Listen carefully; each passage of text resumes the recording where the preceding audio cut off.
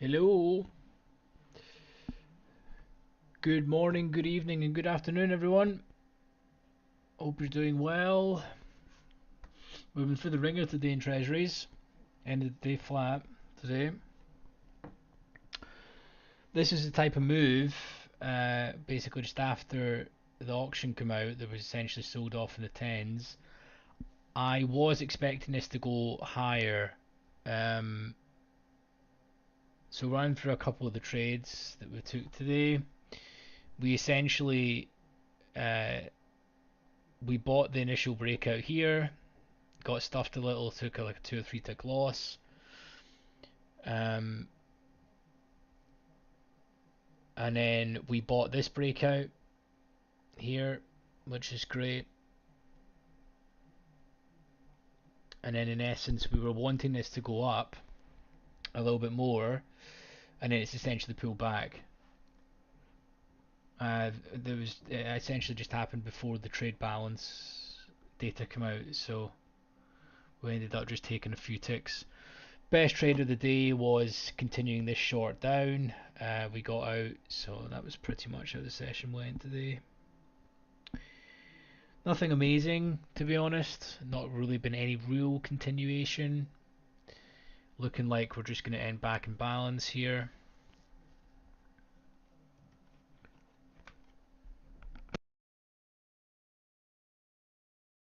So how's everyone's session been? What's been happening? We'll jump into indices, but the market seems to have calmed down a little bit.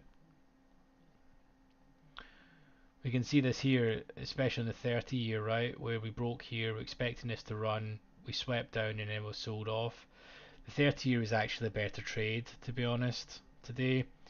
If you look at this, where it's just taken out the low and then it's just continued to go, whereas the tens has been a little bit more, it's been a little bit more choppy, to be honest. The tens today, but we'll jump into indices.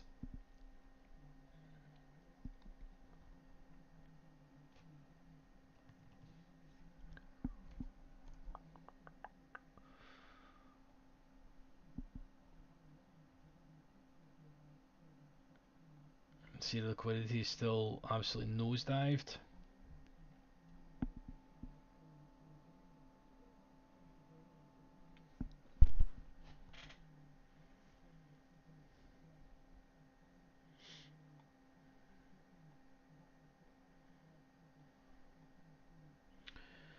So let's have a little look here. Let's full screen this and see what is happening. So yeah, pretty much just completely recovered now. The gap almost, right?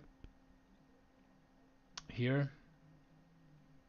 So if buyers basically reclaim this value area here, then all the sell-off is just a sort of deep pullback is what people would say. We're going to zoom out a bit here and make this a bit smaller, to be honest, so you can see roughly where we're at. It's kind of annoying when ES is like this, it's kind of hard to sort on the profile. In fact, let's combine these. But yeah, let me know how your session's been. Combine last week's, week before.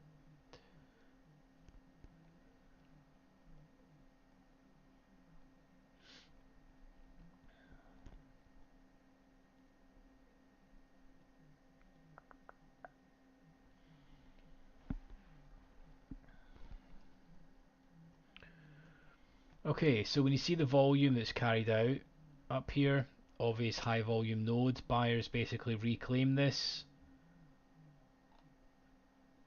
Let's see if we can make this a little bit bigger.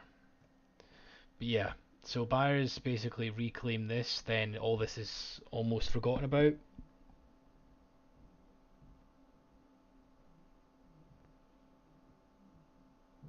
Oh, you did. Nicely done, mate. Nicely done. But I think, you know, there's a real gap here that in essence needs to be filled. So buyers need to, let's get the rectangle out, but pretty much buyers reclaim this, which also goes to show the higher volume nodes. Not a lot of volume is carried out here at all, so when buyers do reclaim this, if they do, then there's going to be a burst through here because basically the market's not traded. So we've essentially got this gap that's been created here with singles left. That's the upside. We could, of course, this could just be a retest and then we sell off. But yeah, pretty volatile stuff when you see it. Just absolutely dumped all the way down here. So with that in mind, we have this is a key area. This is the sort of initial breakout area here. It's a little low volume node as well. And until buyers sort of reclaim this area here, which is quite a big range, but buyers need to basically reclaim this, and if they don't, then the bias is still to the downside in essence. So that's what we're thinking.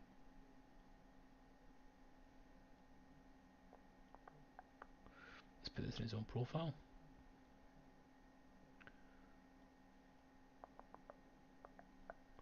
It's very annoying when you've got this in a small screen like that, or just sorted. So anyways, key level up here, buyers need to basically reclaim this here, previous day open, previous day high, needs to claim above here. Delta's plus 25k today, which is a lot.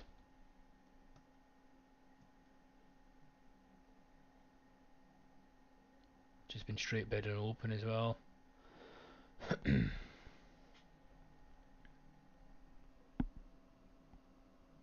Trader boy, not much trading for you. You've been managing your option positions the last couple of days since markets calmed down. Back to watching markets again. Nico, how's it going, dude? Good evening to you too. James, bet that they jam the sell button if we manage to take yesterday's high.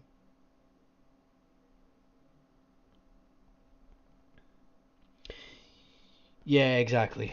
You're completely spot on. That's the thing. It's just a big game of chess. I do think the sweep of the high, jam it above previous day high, then basically come back down. We are printing out a higher volume node here that looks like it's gonna turn the POC any minute. Round about here, round about the 21s. Maku, were you trading the 30-year today? I kind of wish I did.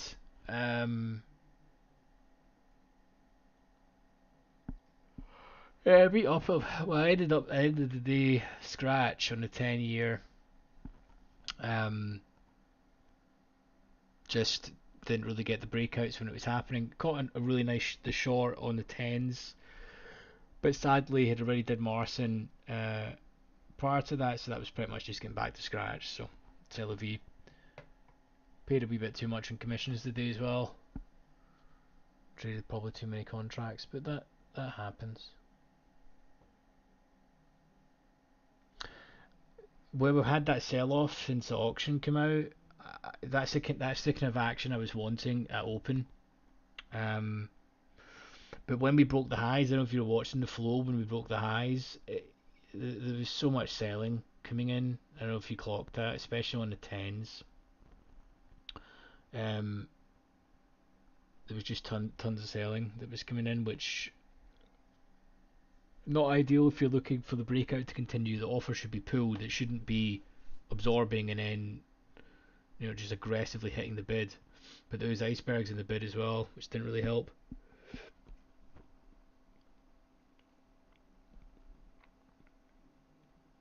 Yeah, so I was trading the 10-year note mostly today. I actually think I took a long on the 30-year and took a scratch on it. No, that's not true. That's not true. I took a long on the 30-year and took 3 ticks actually. But most of it was done on the 10s. Took a couple of stop outs today. So yeah, it was a scratch. It was just actually a literal scratch day. So just fine. These things happen.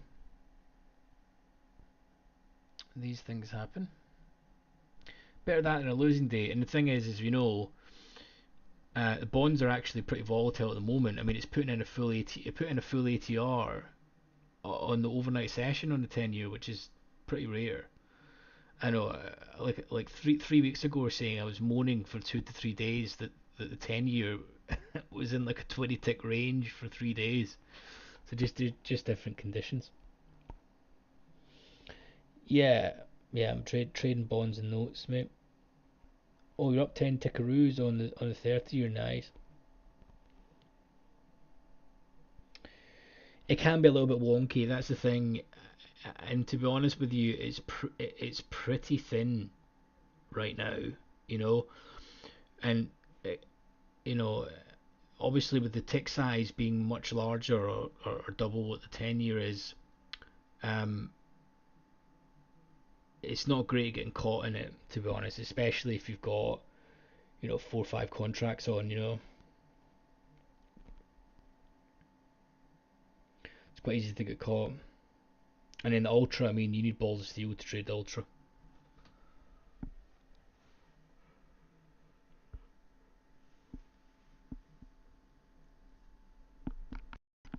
But yeah, we'll see what's going to happen this session. I mean, Delta is plus 25k at the moment with really no real selling coming in, to be honest. Um, so let's have a think about this. If you were net long for majority of this session, right, you're going to need to get this to an area to start liquidating your positions. As you know, 95% of positions are liquidated that day. Um, so if it was me and I was net long from round about this area, you'd probably want to hit it above round about up here and start working the offer, so you can get out of your positions, and then you would just start aggressively hitting into the bids, and probably Delta come back down to about, I don't know what, 15k or something, and we'll maybe end the day, somewhere in this kind of range, to be honest. But yeah, so that's us now above high, just about to approach high day. Free center, everything. Do you see how everything is pretty much approaching the high day, apart from the Russell? And you can see there's some liquidity here that they're approaching out. So my thoughts would be they're basically going to start working the offer to start get out of this, massively long delta play. And the main target is probably going to be, somewhere like here where you've got initial balance, one extension, previous day high, and then probably fade it back down and consolidate. That would typically be the setup. There's not really been any selling come in today. I mean, the biggest pullback's been here when you've actually seen some selling take place here, which of course was that the overnight high come in here. Then we faded back down to VWAP, and it's just been literal offer pulled, no selling, you know, one-way train stuff.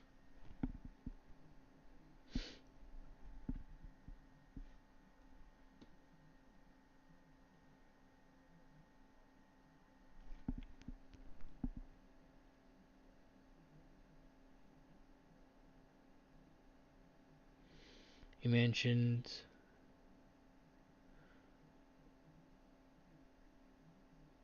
was that on the 30-year, Maku? I don't know. Was it as much as 1500? Yeah, I would say the liquidity is like 50% less or so on the 30-year, right?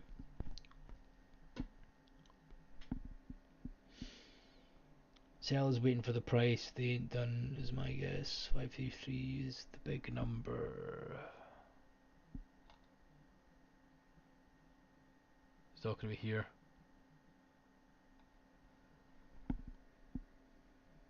Right, with you. With you, dude. Hit the like button for me, please, chaps and chapettes. get that to match the amount watching, please. There is 5 likes and 19 watching, so tapping the like button.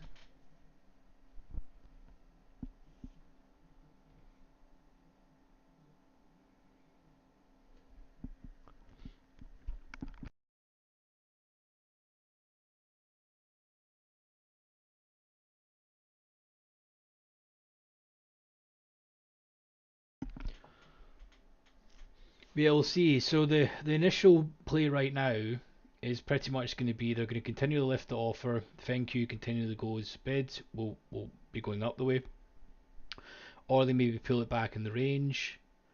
I would say we've consolidated at these highs for, gosh, what is that now? Like an hour. We've consolidated the highs. As you know, the longer it consolidates at the highs, in my opinion, the least likely it is to be fading. You don't want to be fading that. It's much nicer if it comes more aggressively into level.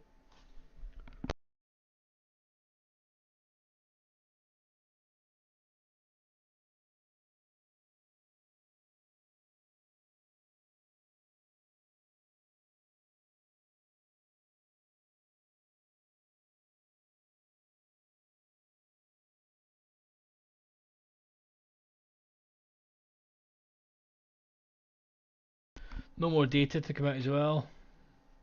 So I imagine it'll be quite a slow session. So you guys didn't really take many trades. What did you just trade the 30 year today, Maku? What did you?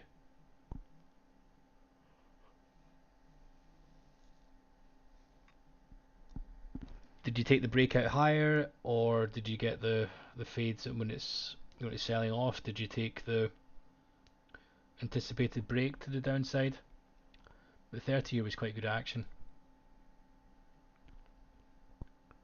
Actually, seeing as that's not doing anything, let's jump in into this. So this was my reasoning here. Was when it was this late in the session, as you know, when it's like 1 p.m. when it's after 1 p.m. New York time, taking breakouts is normally not the best idea, to be honest. I normally find that they tend to just bring it back into value, and then we'll probably end this day just in distribution, basically a nothing day. Um, but we did go back up to, I think it's maybe 30s or something, um, on the tens.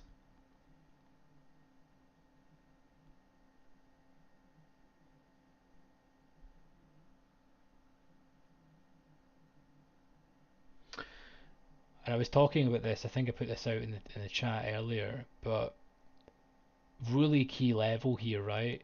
You know, like if this happened to open when there was volume coming in, this would have been a great play. We'll see if that's going to be on tomorrow. Um, what if we do crack these lows? It should be hitting through here pretty hard. You know, there's not any volume here, so there's just been iceberging down here and then now taking it back into value. Most likely just to end the session in here. We'll maybe have a crack at this tomorrow, and we'll see. So the plan of attack is if we look pretty weak and maybe the 30s or the 5s is going first, then we'll maybe get a look at something within value down to value area low somewhere around about here, and then see if we can get a free look at this capitulation back down into here, 24, 25s.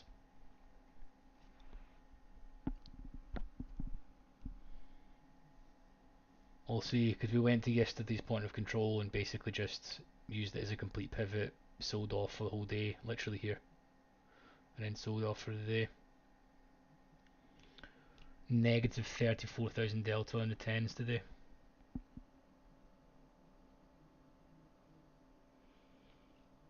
He took a short, nice one.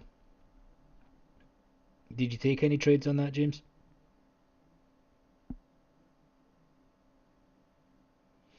Nice. They're slightly different. I would say I personally prefer the 10s, but to be honest, if you get a good trade on the 30 year, You know, obviously it pays more. It's literally double the risk, double the size as well.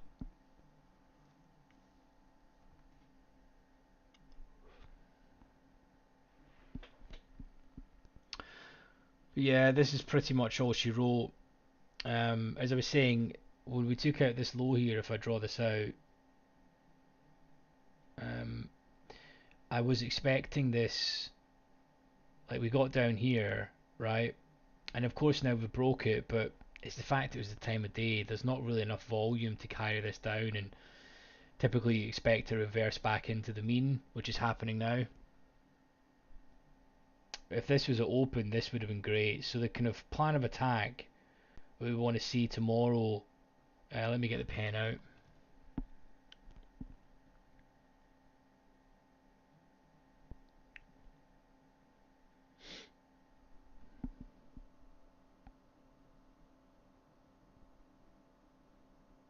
Oh, it did. Nice one. Right. So if I put this up here a little second. Um,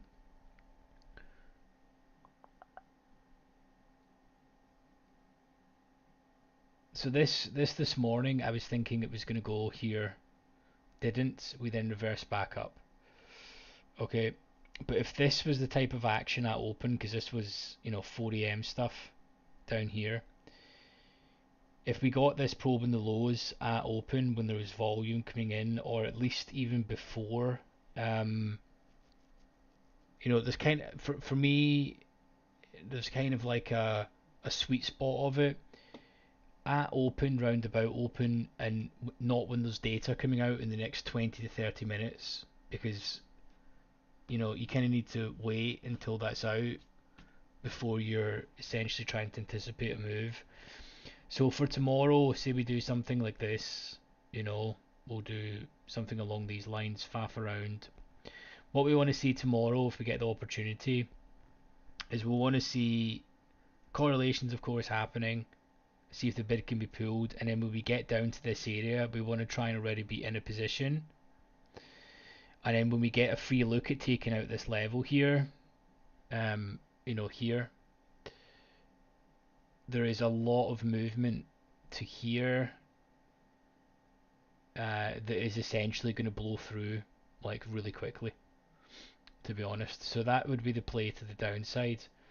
The upside, of course, now we're kind of in a bit of an extended range, especially for the tens.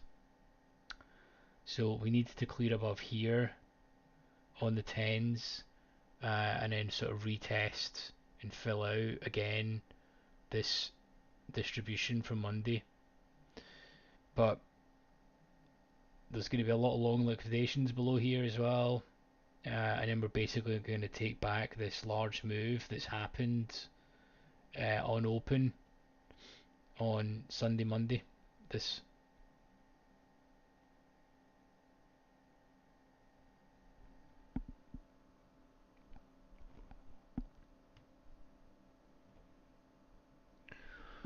So that's kind of the plan of attack, and we'll see really what happens with that. Hopefully that makes sense. You can see it in the volume profile, both on the weekly here and in the monthly. That there is absolutely no volume here. So if we do get to take out this level here, then you've got a real free look and higher probability trade for this to get down to this high volume node here.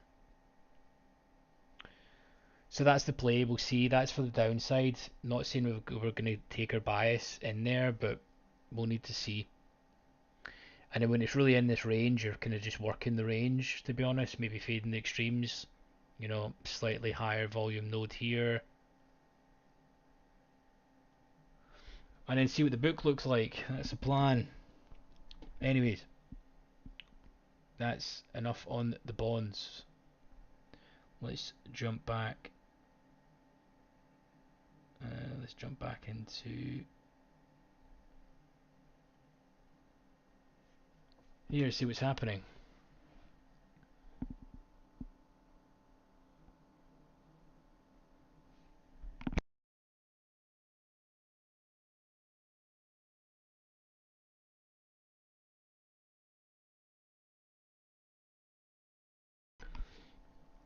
So McHugh, the 30s might stay in the lower area. We need to see a break of 26 to get into more volume. Yeah, exactly. We need to basically see that level capitulate. And Wednesday, Thursday, Friday does tend to have more volume. Tuesday's normally not really it. Okay, so just in time, we didn't miss anything. We're now going up to this area, previous day high. Let's mark that. So previous day high on the DOM, we have it as 45 and a quarter.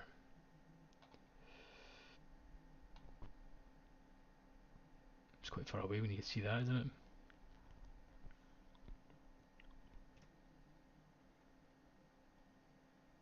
Jeez, oh.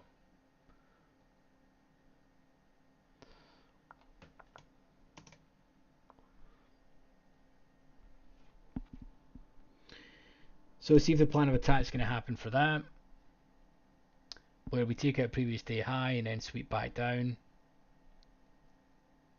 As we said earlier, if this would stop this. Okay, key level right now. Buyers need to reclaim this area here that we've got drawn out in this sort of higher volume nodes. If buyers do reclaim above, and we discussed here, there's literally same idea on the. It's actually kind of like they're flipped here, to be honest. With the S&P, there's not a lot of volume carried out here, so if it does take out, this should blast through this pretty quickly. And then we have this, imbalance area that comes in here, or a fair value gap. And I'm not going to start that.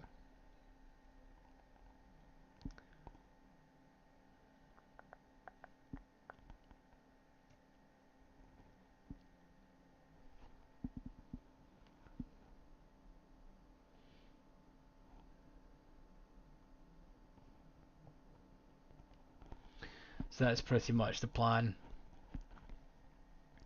Okay, so watch the there's just no offer here, to be honest. Continually watch how the reaction changes when we get up to this level here. Just want to double check I've drew that correctly. Yeah, it's 45 and a quarter. Watch how we get up here. We want to see, in essence, the offer starting to thicken up, some profit taking happening, and then see if we can get a sweep back down to this sort of level. But fading this at the moment is probably not the best idea until you see the offer starting to thicken up, because literally there is no offer here. No selling, aggressive selling coming in, and the offer is being pulled as well. Oh, James boy, I like it. Long into yesterday's high, dude. the only real, I mean, what, they sweep it back into the range. It seems do need to see the buyers continually lift in when they just pulled that there, that 150 lot.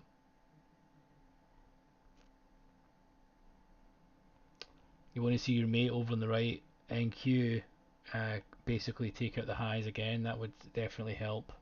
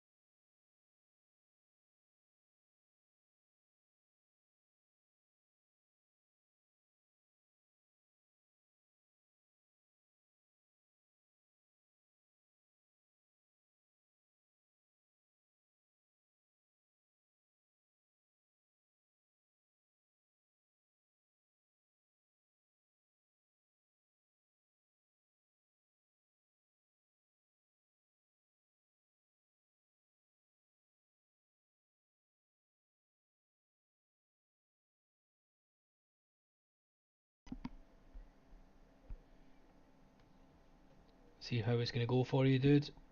Take out this NQ, takes out this high. You should be good to go. See how it reacts at the 41s, if there's any offer there.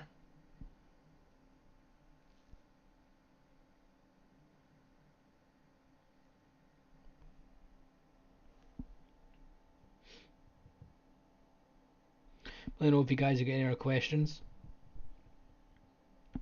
What you're seeing, if you're new to the stream, say hello. Make yourself known. No lurky. Introduce yourself. Let us know how your day's been.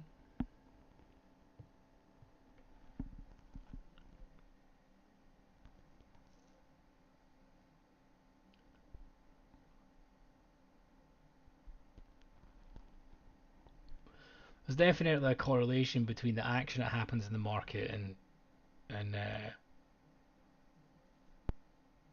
people that are streaming, to be honest with you, or people that come into the stream.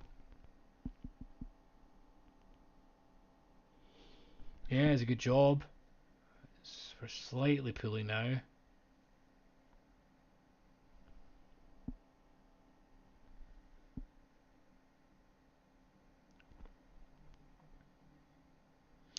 I've not checked the VIX today. What's the VIX at today? Is it, at a normal level yet?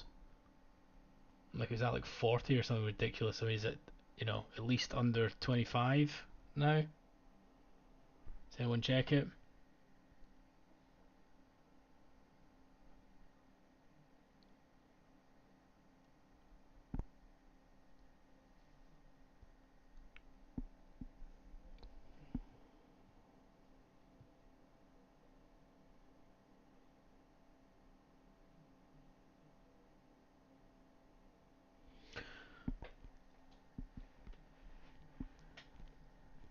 Okay, so VIX 24. Okay, at least it's under 25. I mean, 24 is still crazy from what we've seen. Valentino, how's it going? Can you please explain the higher low volume levels on the TPO? So you mean the volume profile here, dude?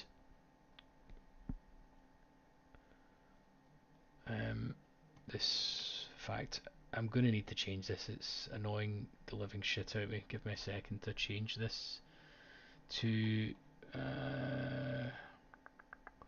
letters to blocks.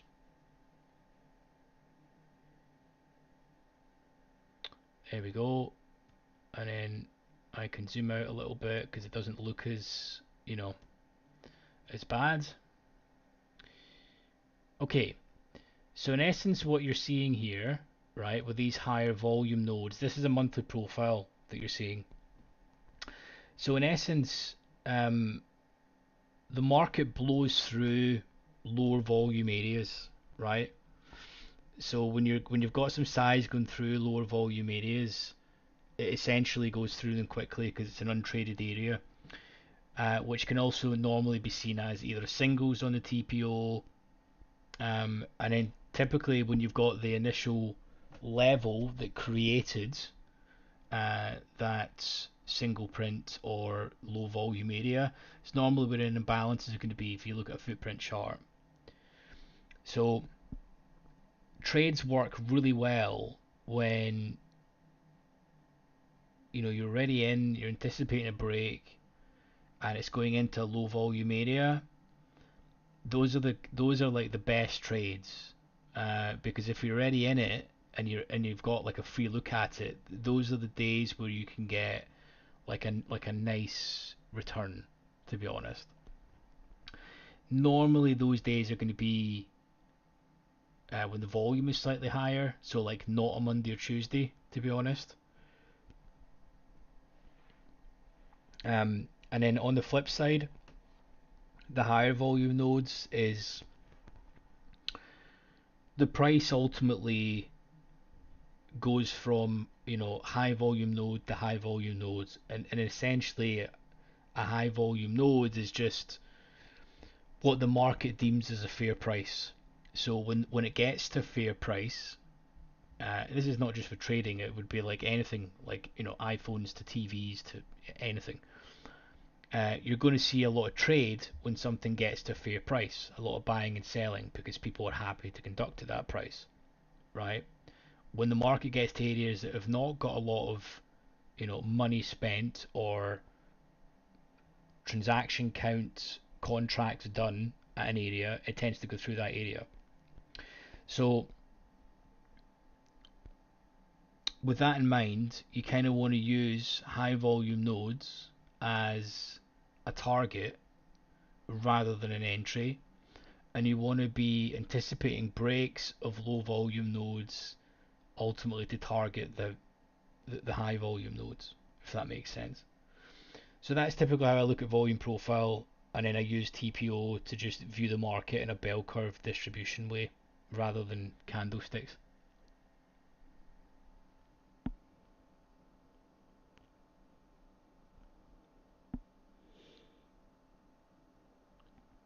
Alex, how's it going? Sup, dude?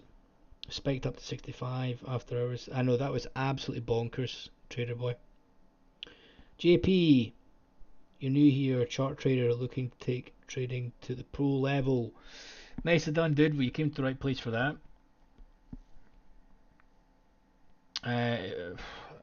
I'll give you a quick rundown of what you're seeing if you're new here. So top left chart, okay, this is a Heikin Ashi 5-minute chart. We use Heikin Ashi just simply to take away some of the noise of candlesticks, just a nicer view in my opinion. We have the regular trading hours volume profile on the right. We have the evening session or Globex on the left. The bands here are the VWAP distribution, VWAP deviation bands, and this is VWAP in the middle, volume weighted average price. Okay, we have the inflection points drawn on the chart: previous day close, initial balance mid, initial balance high, overnight low, previous day open, previous day high, and initial balance high extension. Okay, so these are inflection points on the charts. And down here we have cumulative delta. You may be asking, Mr. OrderFlow, what is cumulative delta?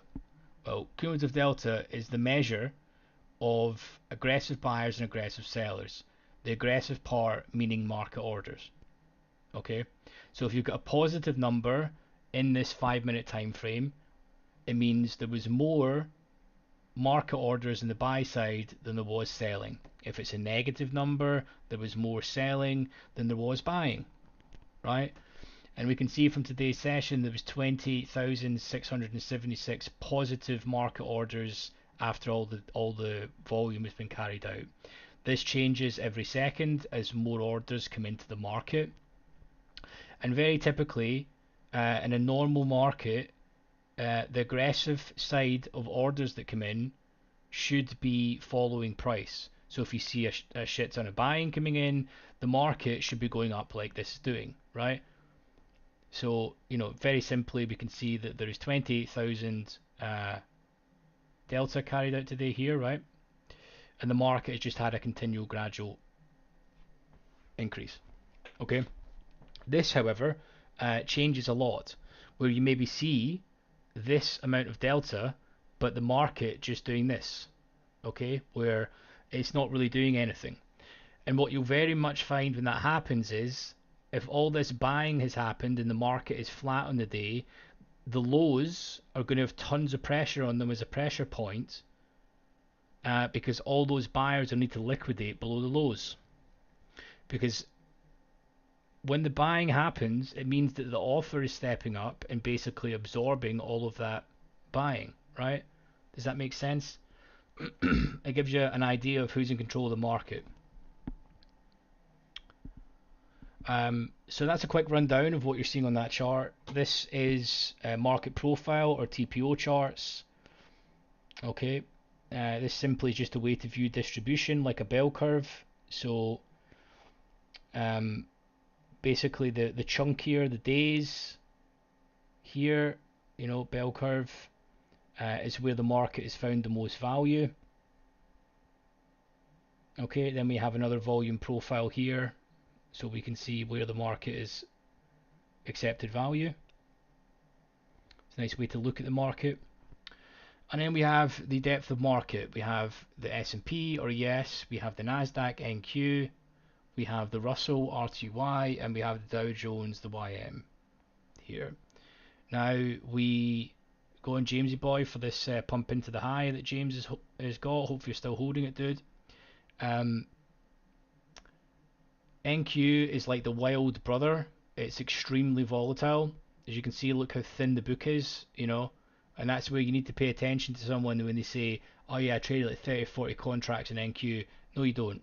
Look at the size of it. Look at this. There's, you know, so it would be extremely aggressive to start hitting market with 15, 20, 30 contracts in NQ. It's just bananas, right?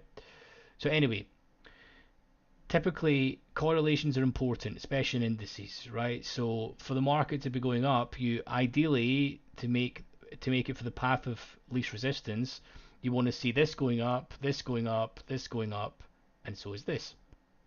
Okay, notice how NQ is pulling back, and so is ES. So watch how sensitive NQ is to ES. Oh, sorry, vice versa. So NQ, in my opinion, tends to be the leader just because it's more volatile.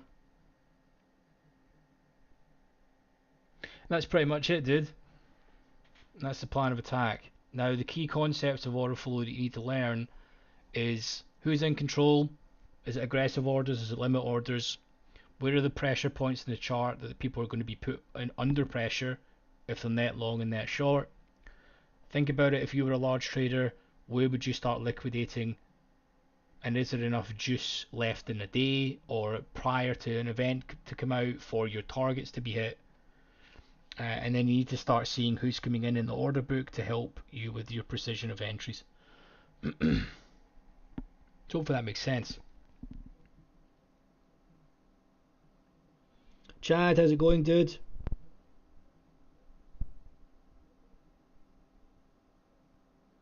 Valentino, ask any specific questions, matey. Oh, you got it right, sweet. The seeded dude who made 650k after a single trade idea during the market crash. Wow, that's crazy. Was he basically just all in to take it? Maku, what's VWAP indicator in Sierra chart are you using? Can you set the bands? Do you anchor VWAP or start of that's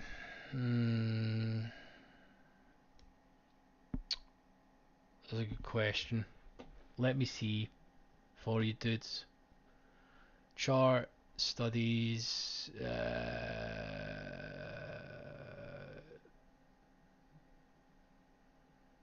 don't use that.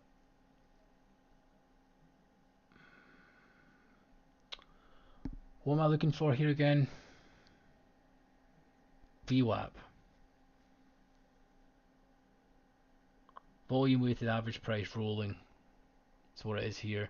Pretty standard settings, and then you can add in the deviation side and just enable them. Enable the bands. So you've got them here. I only use the 3 and 4. I don't really care about 1 and 2, to be honest. That's not enough of a deviation for me to care. So it's the volume weighted average price rolling that I use, mate. Pretty standard settings as well.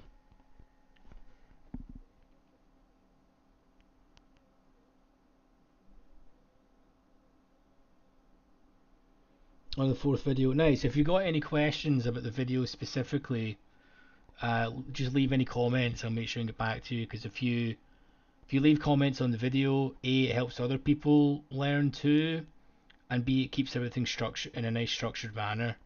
Because I sometimes I get a lot of questions, especially on Discord and stuff. There's no problem with that, but it you know, it's just harder to manage the questions that come in. ZT will pay out to 600k, surely they don't have enough in the bank for... Okay, I don't know, mate. I think that one's going to hurt the bottom line massively, right? I don't know how they would do that, to be honest. Either they chalk it up to great marketing in the next coming years, or they basically say to the guy, no. But to be honest, mate, if obviously he was in a funded account doing that, right? FTMO, surely they have a quant fund in the back end of that, and surely they must be hedging off some of that exposure. Like they literally have a quant fund there to do that. So I would like to think that hopefully they weren't exposed to the full 650. Yeah, exactly, Chad. That's the thought process. They actually have a quant fund, and I think that's why they bought that, basically to start hedging off some of the risk. Because as you know, if none of these companies don't put a trader live or at least copy their trades, um, the the business model is in essence a Ponzi scheme.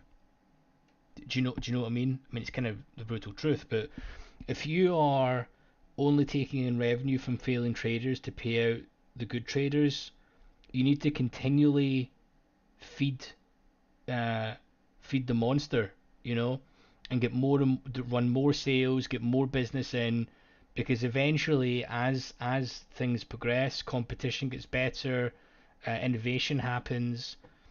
Um, you're only going to be left with the good traders who are constantly taking tons of money from you.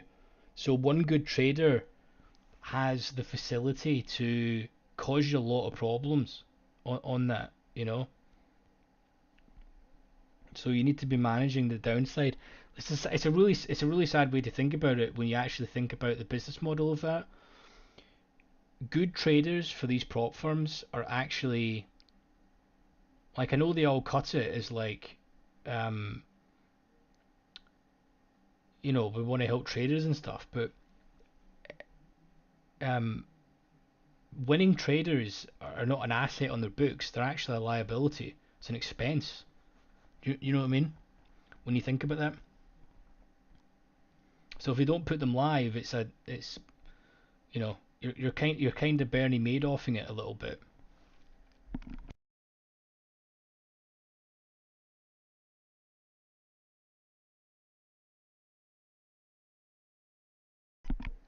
Well, honestly, and it's not hard to come up with one of these firms. Um, you go to, if it's CFD lands, you go to MetaTrader, you get a white labeled MetaTrader, maybe connect into your servers with some APIs. You've got a risk management tool. Same on futures. You go to RTrader, you go to Tradeovate. They give you some risk management tools. Off you pop, right? You don't really need to have any technology to do that at all. Considering like they will give you the risk management tools where you can onboard those accounts, um, and realistically, it's very difficult to build a portfolio of traders and hedge off the risk. Like, you're in essence a hedge fund in your own right. Do you know what I mean? Because you need to have a balancing act there between, you know, funded traders. Like, some of them are going to blow out, but then you have the risk of some of them potentially, having a big dent in your accounts. So you need to have the balancing act. You probably need to have a setup where, say, your book is 80% long gold or something. You're probably going to need to hedge off some of that, because if gold, if the book's net 80% long gold as an example, right, and gold goes to the moon, well, you're left holding the bag, so you're going to need to hedge some of that yourself. Do you know what I mean? So that's pretty much the case, and this is exactly why the likes of Apex, for example, their payout rules are so convoluted. You basically have to literally do a dance and video your trades and stuff. They do that just to delay, like, that is simply just to delay the payout window. Because if they can delay some big traders from paying out, you'll notice when it gets to a payout window, they'll typically run new sales, or they'll run sales when A, it's at a payout window, and B, there's some big news events coming out, you know, because you need to get that capital in.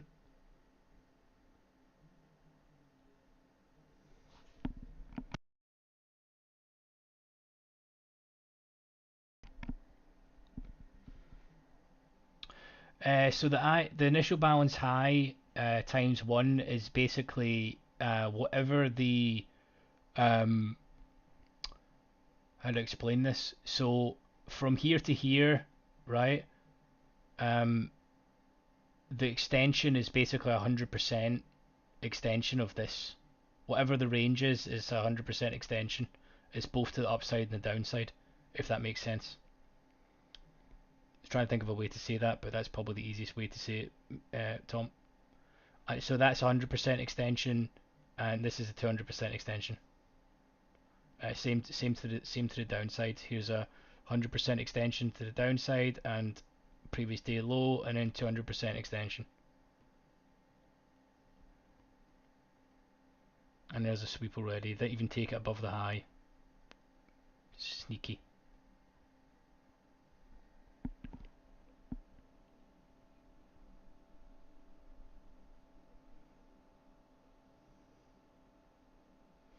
Surely they should put the profitable ones and the profitable ones live and take the other end of the trade to hedge off risk. Well, I don't think so. The thing is with like in futures they can do that, but they can't do that in CFD land or FX. They can only mirror the trades, so they need to have a pretty good. That's exactly why I'm saying FTMO will have a quant fund. Like, if you're one of the leading firms and you had a business brain about you, you would instantly be talking about the stuff I'm saying. Like, look, we are literally a month away from someone hitting us for 500k. You know, so if we don't control the risk ourselves, we could be left holding the bag. So we know we've got X amount of traders failing, but X amount of downside. Let's use our own capital that we're doing and basically hedge off the risk, pretty much. So that ultimately that way what they can do is they can almost control the downside. Does that make sense? So instead of it being completely capped where it's a fortune, I need to disable that. There we go, there is the correction. The bid has just disappeared. Well, we went far off. We're normally, when we get we draw up our playbook, we're normally not that far away. Because again, as we'd said, the main idea of this was you were a large trader, you have to start liquidating your positions. Because 95% closing that day and it's positive 25,000 delta. So there needs to be, they need to start closing out a lot of those contracts, and this is what's happening.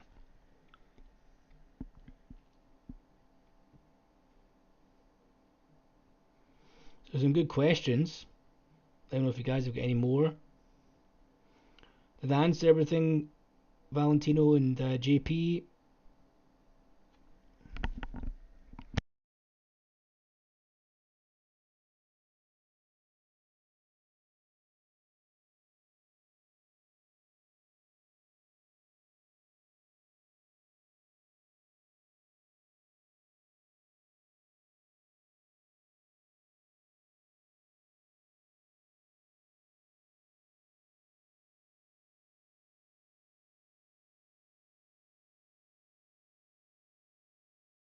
Very nice. Okay, let's see if we have an abs. This actually looks much better without the letters, doesn't it? It's actually nicer to see, to be honest.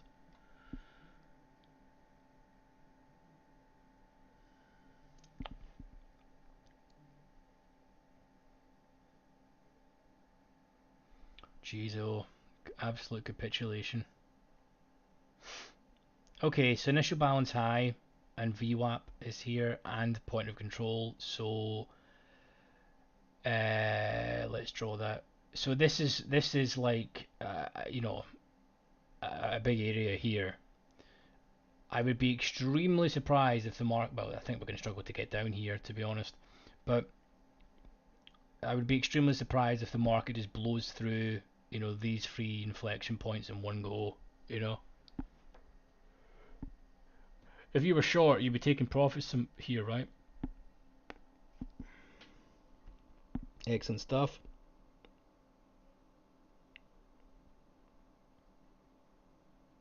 Good question, Avi. No, No, I don't expect it to unwind to zero.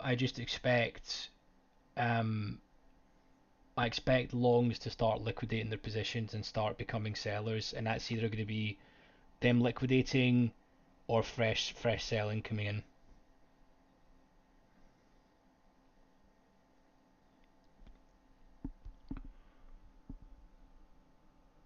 So typically, as a rough note, if you wanted to be super anal about it, you could be checking each day what the delta ends, right? And then checking open interest, noting the delta each session, just as a quick note what it closes at, and then noting what the open interest is, and then checking the court report on a Friday if you wanted to be super anal about it. Then you can get an idea of you know where the net long, net short position is, that type of idea.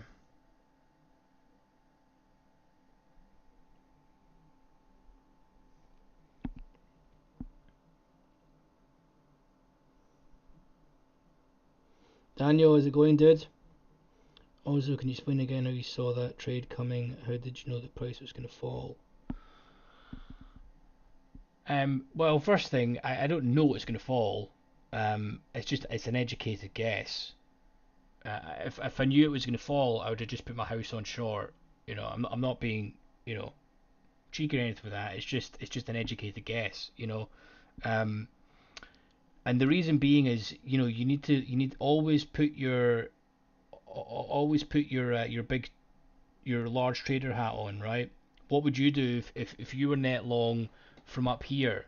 The market, it's getting to close of play. The market swept to highs, right? So you're going to start closing out some of your positions above here, um, because a lot of the time positions are not long-term holds.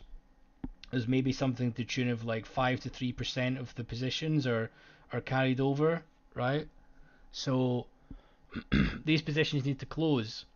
So what you'll typically find is if you could be really smart about it, you can start layering the offer on all the way up here, so you're out, and then you can actually get net short and then start banging it down, while other people start to liquidate, but then you were net short, and then you can take the market back down into POC and see how it responds.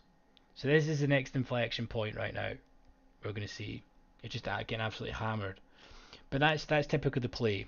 If something is extremely one-sided, whether it be negative 25k or plus 25k, some of those positions need to get closed in that session.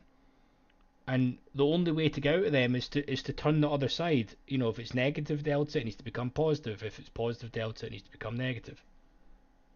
Right? So the only way I can explain this is when you watch charts for so long, you kind of you get an intuition for it from it, and it's like muscle memory. You know.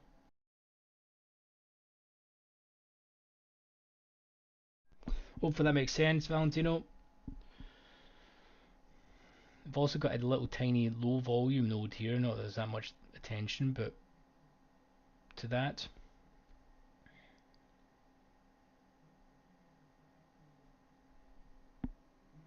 So hopefully that makes some sense. But then on the flip side of that, they could just continually bang it. But I would say that of a day, like 30 to 40,000 delta is extremely one-sided. You know,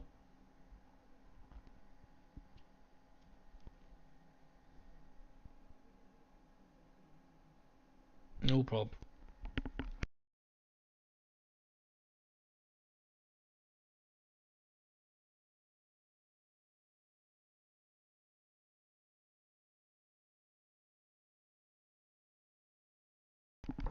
Let's refresh the delta on the chart here on DOM.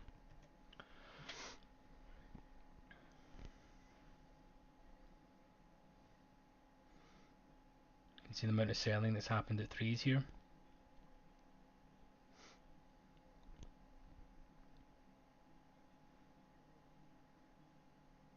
The hardest thing when the book is this thin is literally it's just sweeps and icebergs. You know, this is probably where Daniel and the Norden stuff comes in. To be honest, is it's the book is so thin you've not got enough time to spot the bids and offers been pulled. Um, so you kind of really need to pay attention to sweeps. This is just really hard action to trade, to be honest, from an order flow perspective. Anyways,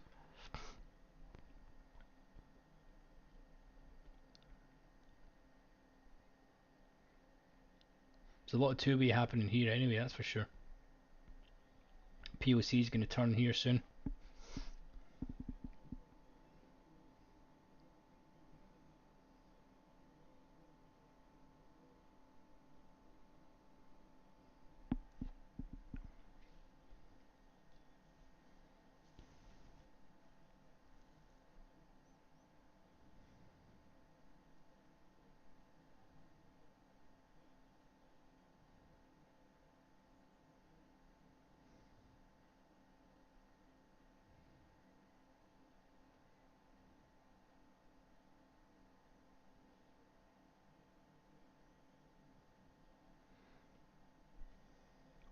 Let's see if we can break this level here.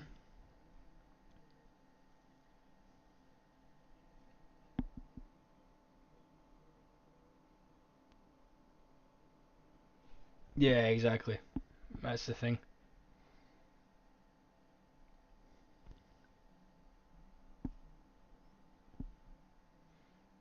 Surely you're only trading ES, right? You're not trading NQ like this, surely.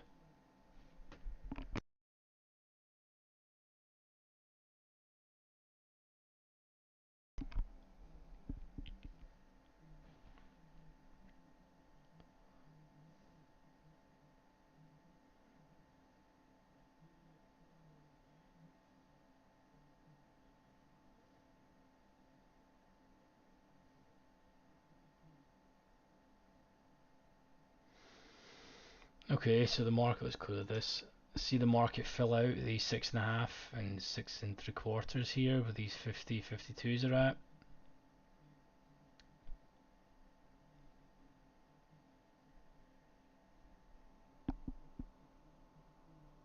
90% yes. Yeah, I was thinking that, dude.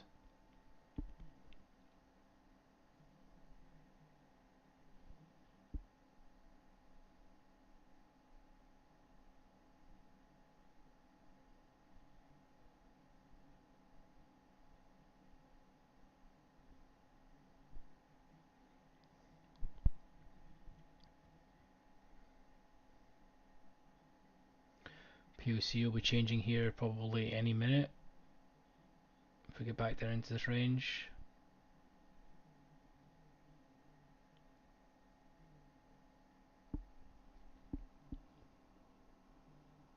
10% euro dollar. Wow. I was not expecting that. How do you find what's the bid and offer like on that at the moment? Is it like 30, 40 still?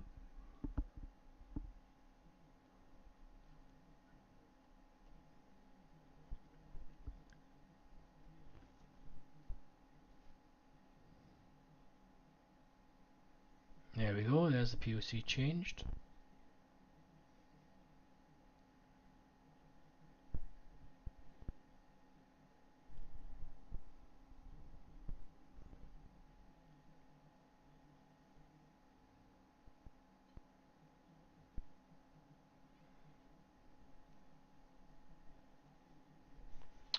Let's make this delta a little bit bigger so you can see it a little bit more.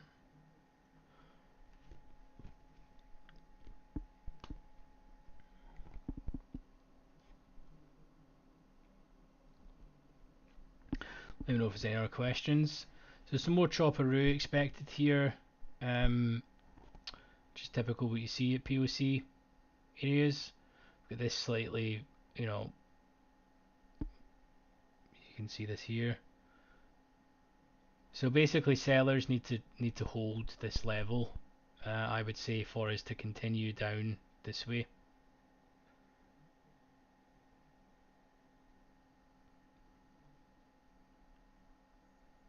Otherwise, you know, we're just back in this range here, this high volume node, and no excitement.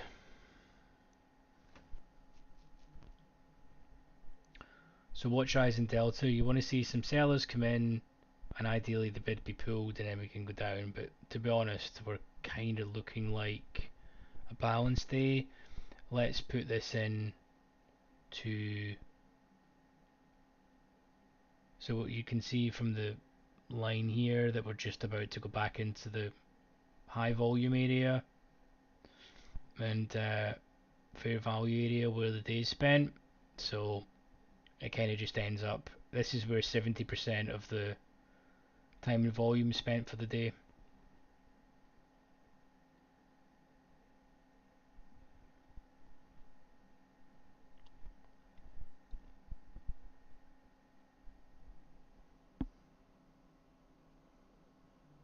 Really?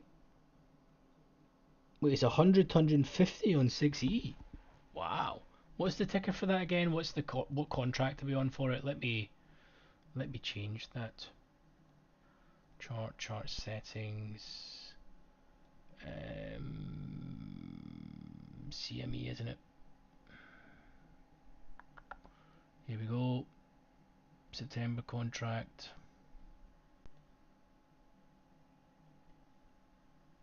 Wow. Holy smokes. What a sad state of affairs that this is thicker than. Oh.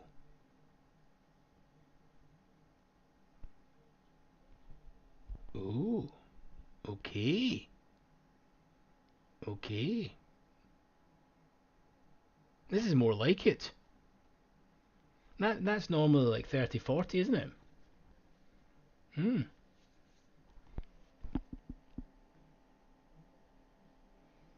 I know it's thicker than ES. I mean, what the heck? Right, I need to put in these inside prints in here. This is killing me. I need to trade, customize, trade columns, and I need to put in recent bid. It's recent bid volume, and it is. I need to put price. Give me a second, just to faff around here. Put this here. Recent bid volume. Recent bid is selling, so that's there, and then recent ask. It needs to be at the right hand side. I've just potatoed. I've potatoed. Ah, okay, Lon.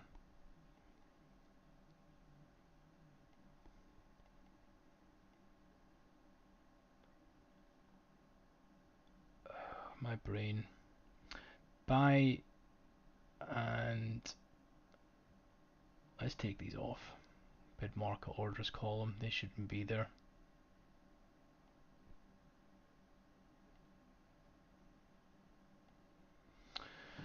So price, bid, recent ask, there we go. Okay. There we go. Took my while there. Okay, I want to see the contracts that are traded here to see if its bids and offers been pulled.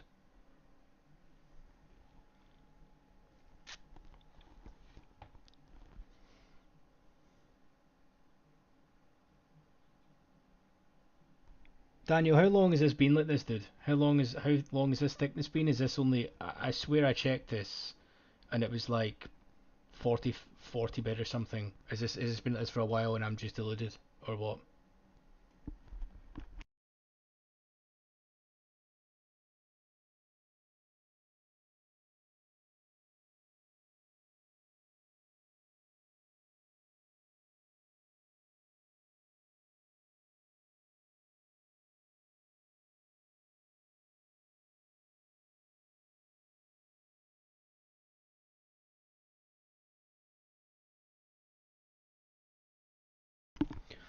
You can see that it's pretty much not moving. Okay, so are they layering the bids and offers on here? and then just pulling the recent tick. Is that what's happening? Need to watch that because the fact that this is 100 deep at each price gets the juices flowing. To be honest,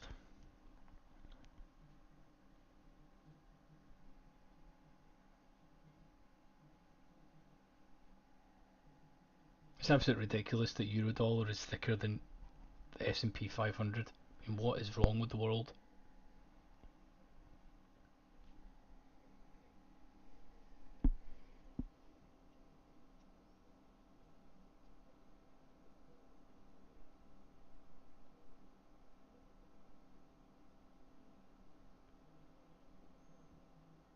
Okay. Yeah, you trade that in the AM, I suppose, because you're kind of getting the crossover between London session and or European session and New York session is when the most volatility will be coming into that.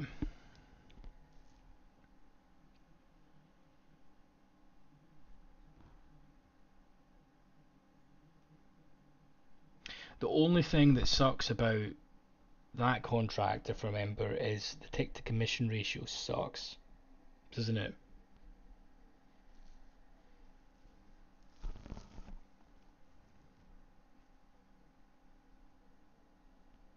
Like, is it not like four bucks or something a round turn, and it's like 6.75 a tick?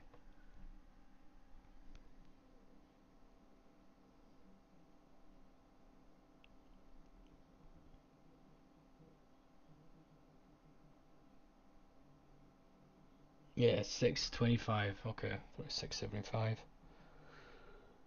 But then what's the commission that you're paying on that? Is it something to the tune of $3 to $4 a round turn on it?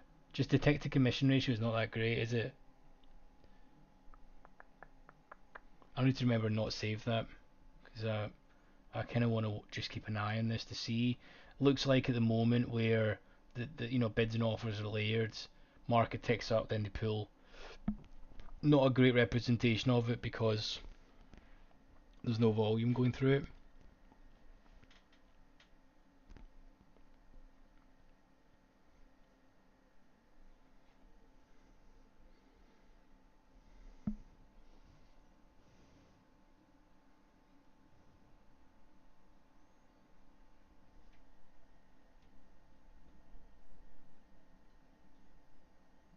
Okay, looks like we're going back into the range now.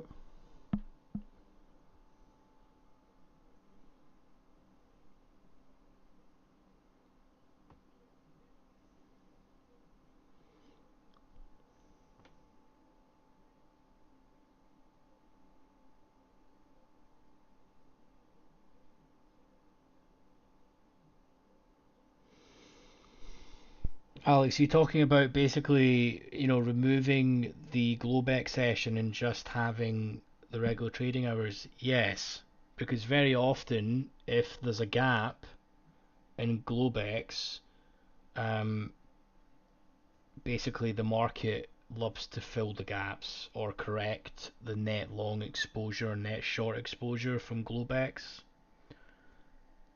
Pretty sure should be a standard play in everyone's book.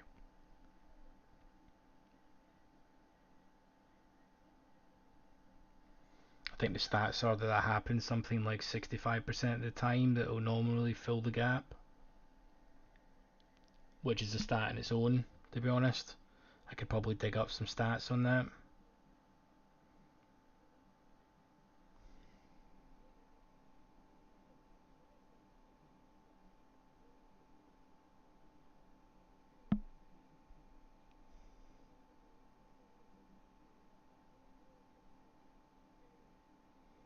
Yeah, I'm liking your thoughts here, mate, with this. I'm gonna watch this probably tomorrow just to see the action, because you know, any book that is got a decent thickness, I'm game, to be honest. Does anyone have another like CME product that's not bonds that is like this thickness?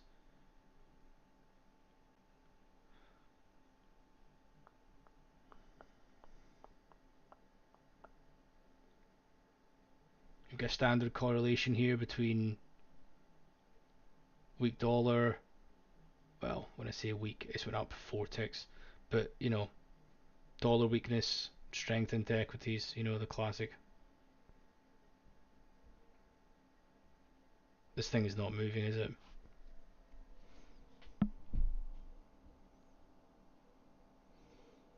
Hey Brian, I've spent too long looking at charts in my life. I'll have that on file somewhere. You know, things like, you know, if it breaks the previous day high, how often does it close in favour of the break for that day? Does it close above settlement or whatever? How often does it touch yesterday's point of control? You know, these types of stats. It's always nice to have some statistics behind you, right? So as an example, say that happens 75% of the time, it's a Tuesday, lower volume, no data on the calendar. Well, it's going to be pretty probable, right, that if there's nothing to blow it um, out of value, you're more likely going to hit yesterday's POC. You know, just as an example like that is how you can use these stats, and then because you better believe, you know, the algorithms in the market will be playing to those stats as well.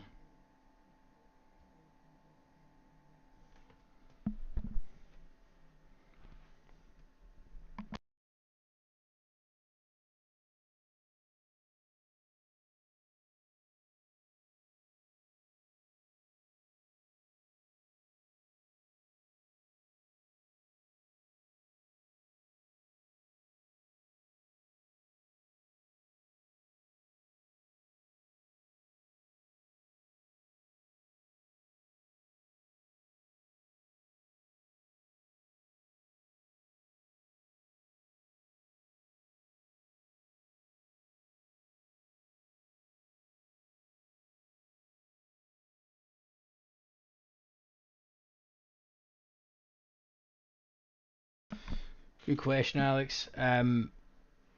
Daily observations, and I went for a period of time where I back tested that, for example.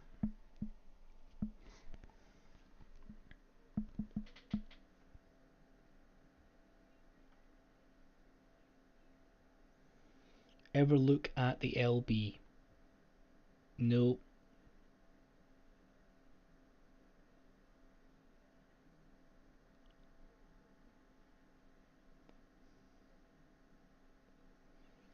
Do they still try for the highs here? I just see us ending in balance now. I mean, we need to see what's get done. I can't really see them doing that um, until market on close comes out. To be honest, I just don't think there's enough volume until then. I don't think so.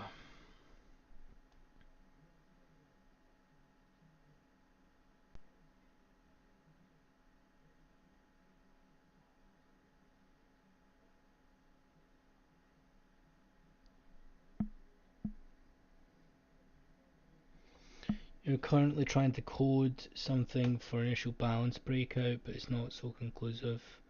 Bad data, so to say. So I got back to manual. Oh, so euro dollar and cable is as well. Wow. Okay.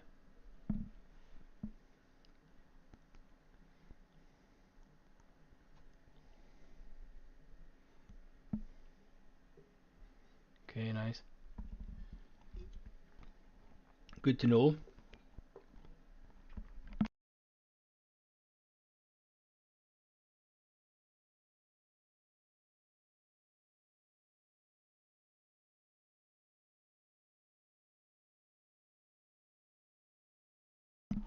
I want to instantly see what the correlation's like on that.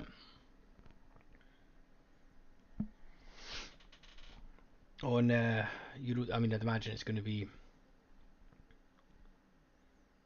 pretty high, considering it's both against the dollar.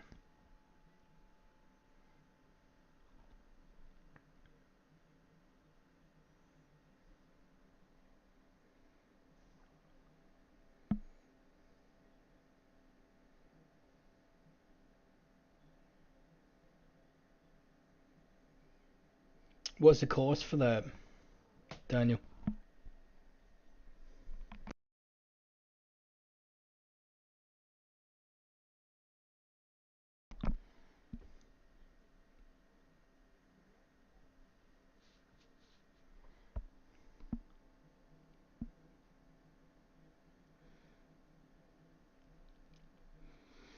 Nothing beats good old manual backtesting, though, Alex. That's the thing. Just um, make sure you've been honest with it, I suppose.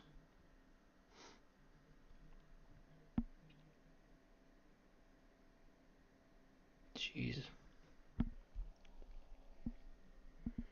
it's quite expensive.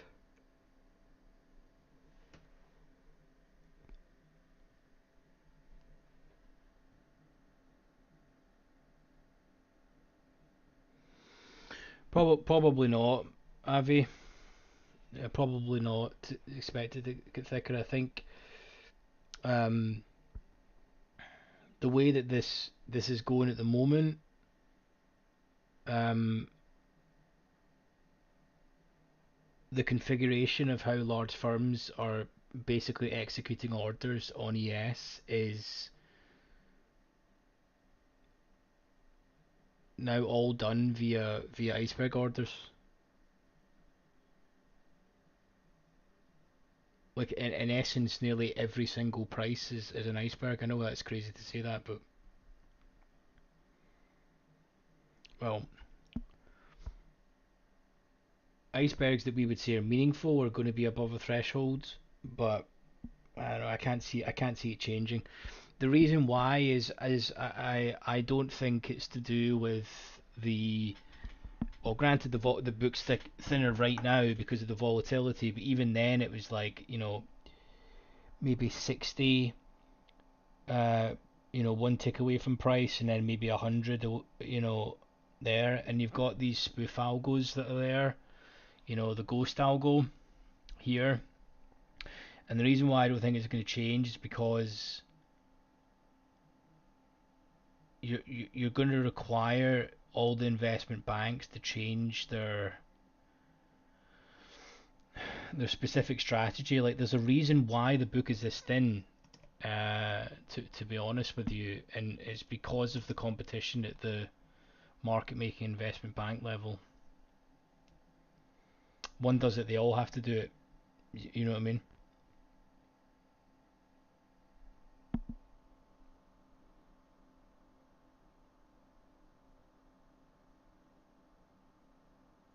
Good question.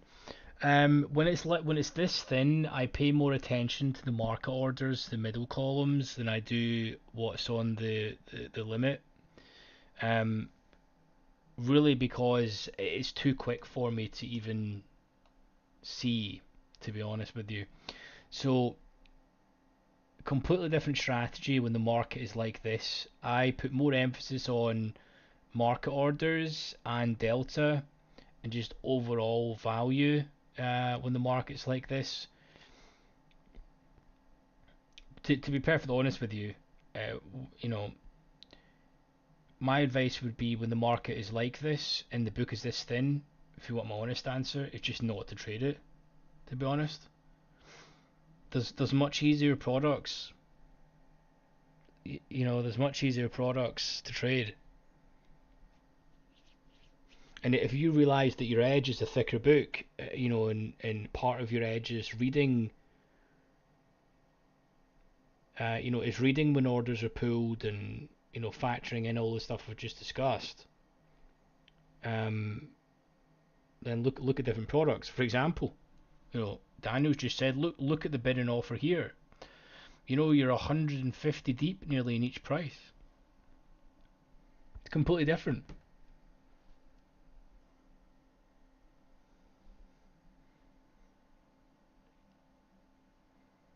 And the reasoning for that is because it's the strategy that's implemented by the large firms on these prices, on these books, sorry.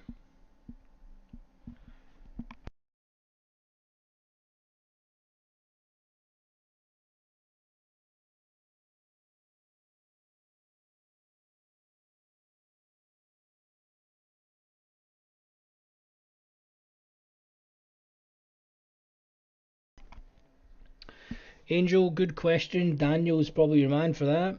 I think he's a Northern fan. I would say that this type of market condition is probably better for, fast moving markets. And uh, my initial thought process with this is, I'm just going to do this pretty, ignore the actual prices, but just say as an example, you see absorption across, say these price. I've absolutely potatoed that.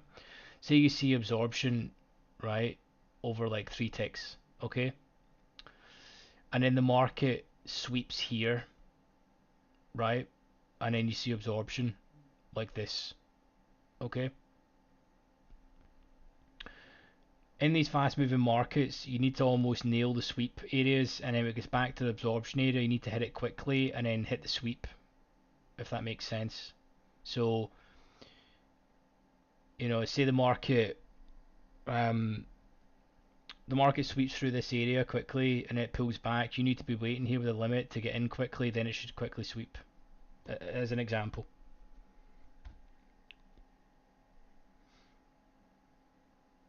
But they're aggressively pulling bids and offers, and the market just jumps around. So you need to be extremely quick. I would even say that if you're doing this, you probably need to have automation in there. To be honest, like I don't even, or you need to have really quick with hotkeys and stuff. It's just too quick. It's too quick in ES. Never mind NQ. Anyone that this is what I was saying before. You know,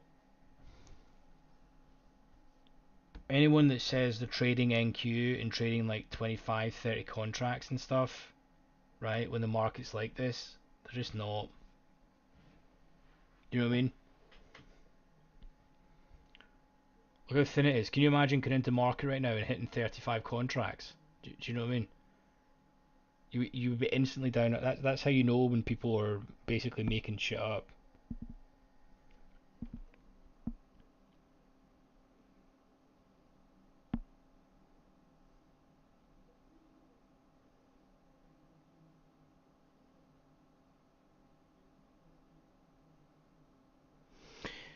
Well, the thing is, Alex, is you know, if you're trading in NQ and ES, the reason why it moves the most in regular trading hours, which is 9:30 New York to 4 p.m. You're going to have an initial burst to probably 11 a.m. excluding, we'll call it 2 hours, 11:30 a.m. excluding any data points that come out, because there's obviously going to be volume there. But if you exclude the data points, you're going to have like 2 hours of volume. Then you're going to have a bit of slowdown for lunchtime from like half 11 till probably half 1, like this.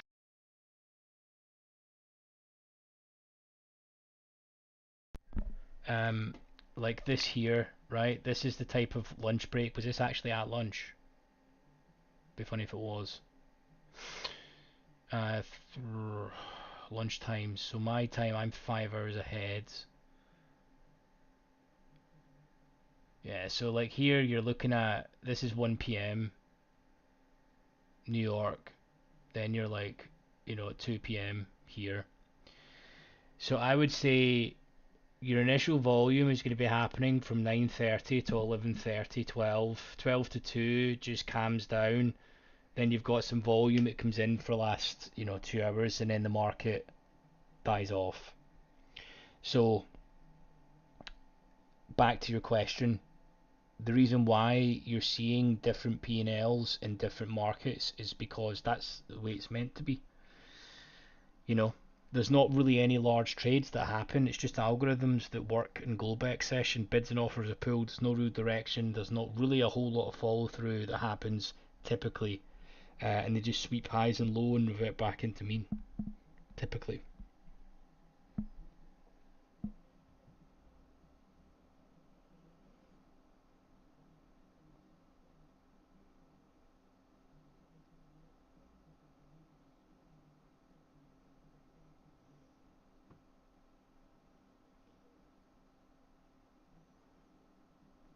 I've been experimenting with hotkeys at the moment. Right, the price action too quick for a hand to mouse. Yeah, exactly. Exactly, Avi. I mean that's really it. You need to almost take the P&L off the screen, trade what you're seeing, have something you're looking for.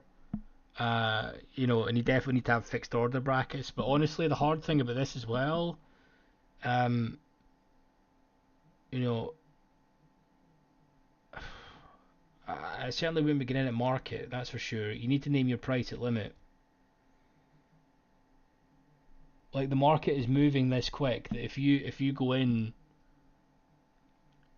if you go in at market, you're instantly going to get slipped.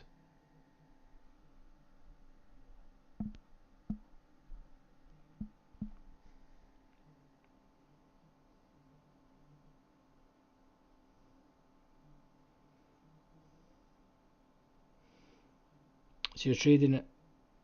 I'm assuming you're meaning JPY on Asia and the DAX on. Okay.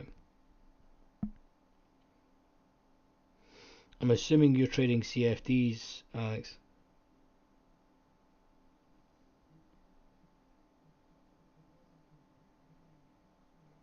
Guys, hit the like button for me, please.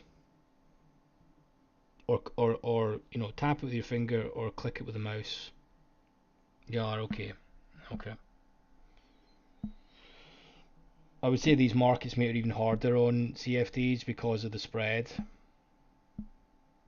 Like you're not only are you getting filled at a shit price when you hit market, you're also getting filled at a shit price and paying spread. Like if you get in at limit in futures, you don't pay any spread. Whereas in CFDs you do.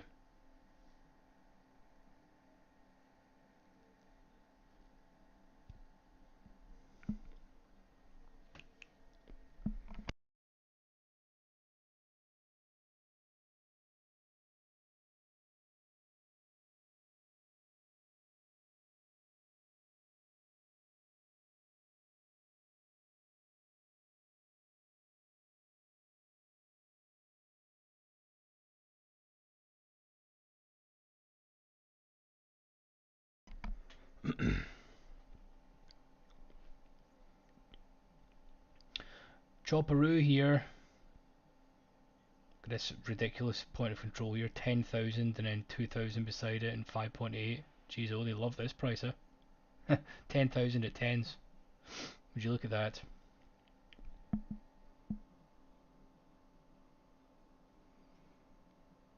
Yeah, exactly. 15 out of 36. You tell him, Tom.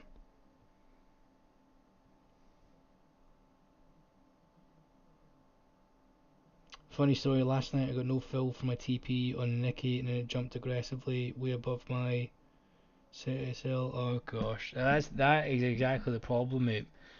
And welcome to CFD land, where if you're with a non-trustworthy broker, they can widen the spreads at stop level. Like this is what can happen in forex or CFDs if you're the shoddy broker. Here's a high here, right? The market, you're short, okay? You're short here. The market's doing this, okay? It comes up here. Your stop is up here. It's above the high. Price actually comes up here, never takes your stop or takes the high, but the spread is widened and it takes you out of the trade up here. That can happen, and that's what some of these shady prop firms and CFDs will do. They'll widen the spread in general at the highs, and it'll take you out of the trade and you aren't even there.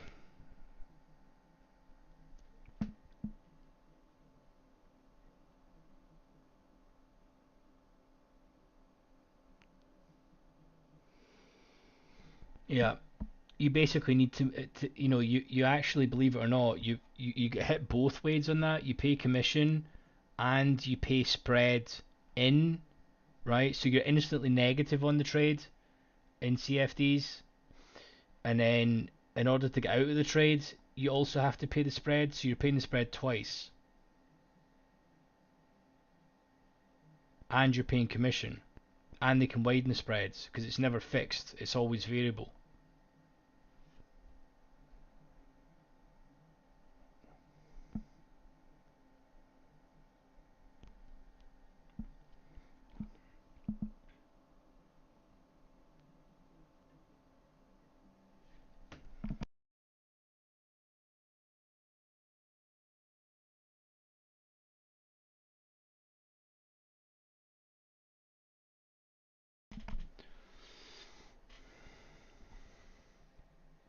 we've got 5 minutes to the volume comes in here where we see we might get some action. We're poised right now to finish at POC, but let's see how tight they're going to hit it. I mean, so there's a lower volume area here. If they want to keep the ranges extremely tight, they could sweep here and then just revert back in. Okay, back into the POC. And then the other side is, do they take it all the way to the highs that James is saying? I mean, it's quite a big move to the highs to get there and then sweep. And there is how much selling came in. Let's have a look at that. 28 down to 22, so we're talking negative 6k to get us here. So if they crack the lows here and there's a lot of selling that comes in and it happens really quickly, I'd expect, so watch this here, if there's a lot of selling that comes in, like a couple of thousands, we'll maybe sweep below here, market on close comes out, and then we ram it back up. Because these guys that are going to be net short all here need to start liquidating. You would bang it below this low, then market on close comes out, gives you the liquidity to work on the bids, and then take it back to POC here.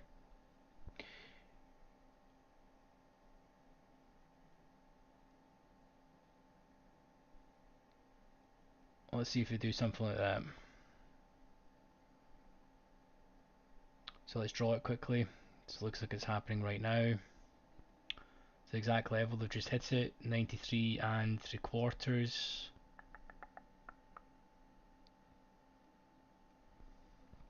Is the exact low.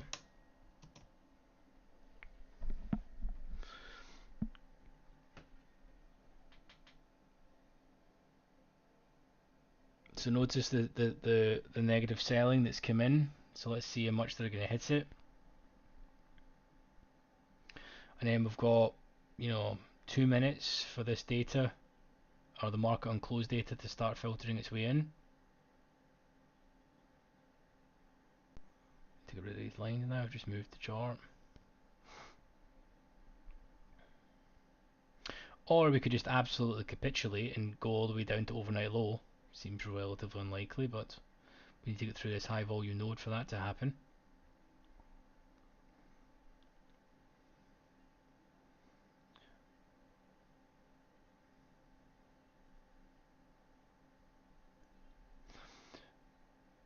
But if it was me, and you had all this selling happening, you would want to be hitting it down. You've got thousands of contracts net short here. You're going to try and bang this down, and then the data comes out and you can start working the bid, get out of your orders, be net long, drive it back up. Let's see if that's how they do it.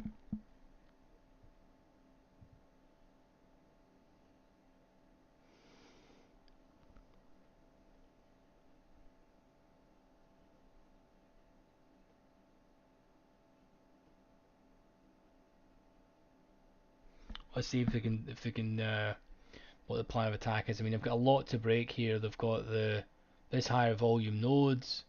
They've got VWAP and the initial balance high. I mean, they have got this area. This is quite a ways away though. This sort of range. Let's quickly draw that out. But this sort of range is quite a whiles away. Down here.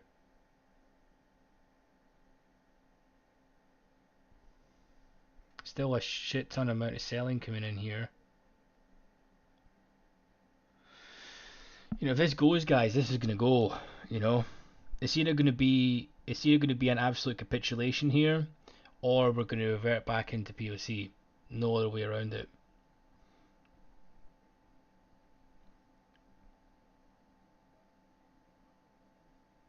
Yeah, there's a little mini hit.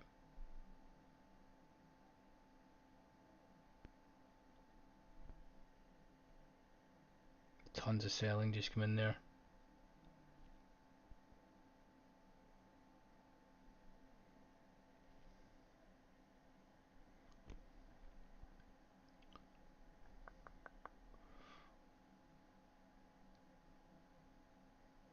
Let's see if they're going to do it. This is them now getting out of those net short positions soon. And let's see if they are going to ram it back up into POC.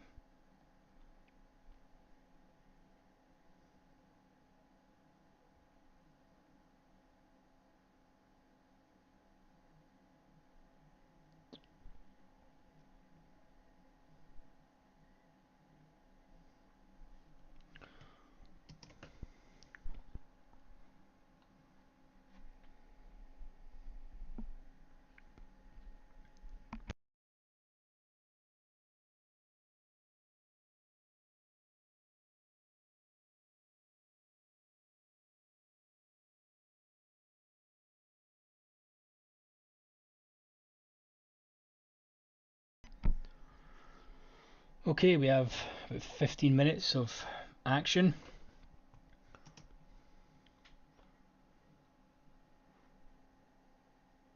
Still tons of selling coming in here.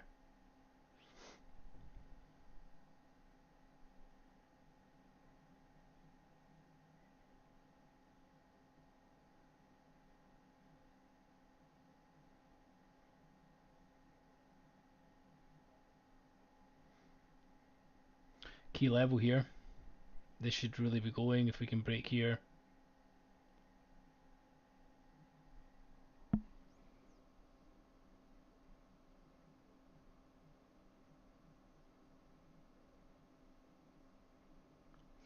Hey Chad, no, these are just large trades that are carried out.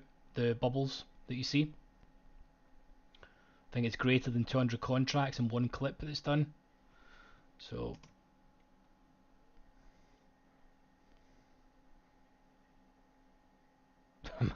imagine if it just absolutely capitulates all the way down. But we'll see. Into the higher volume node, key area now.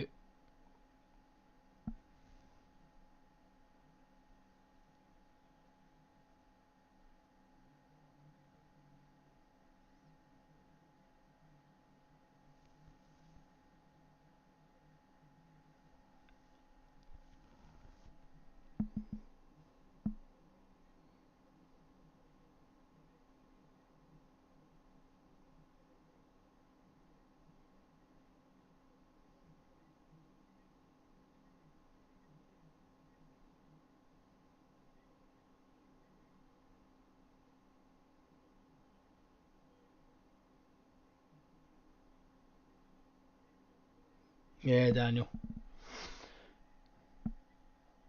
There is so much selling coming in here. Too much, to be honest. Like I think there's too much coming in here. I think that they need to start closing soon. Thousands of negative contracts come in that are going to need to start closing.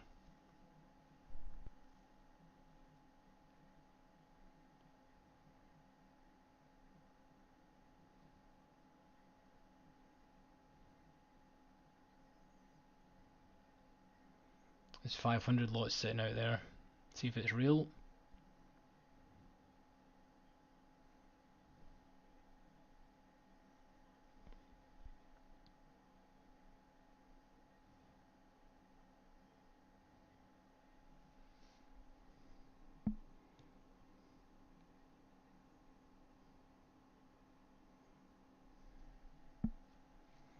Okay, let's see if we're going to clear it. They do. They absolutely bang it.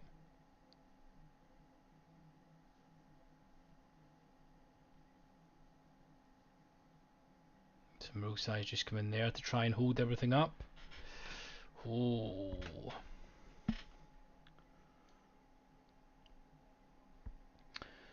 Okay, injection coming in 5 minutes.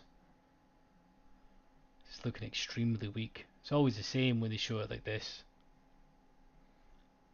But any time when it's like this, they can just pull the offer and start banging it, you know.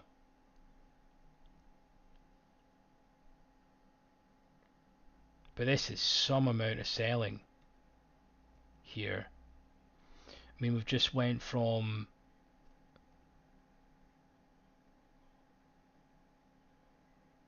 14. Jeez, oh, it's 15,000 contracts sold since here. Negative anyway. Well, net negative.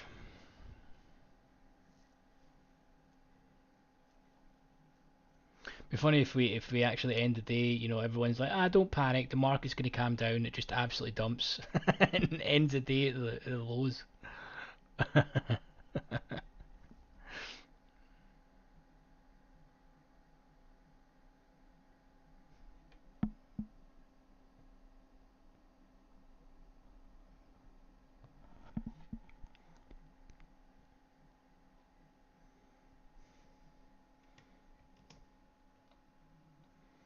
Look at that, the euro's not even moved. Yes, it's wild, isn't it? At the moment these days, it's pulling off, 10, 15 ticks in a couple of seconds.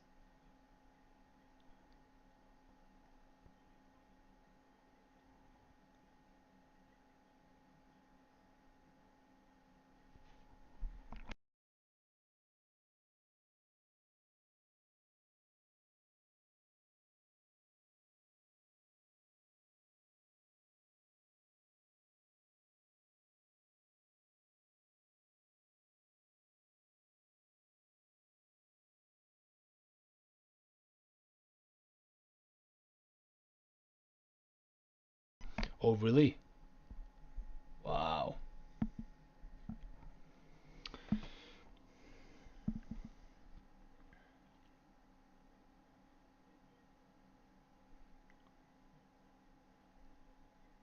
I wonder what that tilt thing is on top step. That would be interesting to see. I can guarantee you the amount of accounts that have just been dusted off with this move is probably a ton.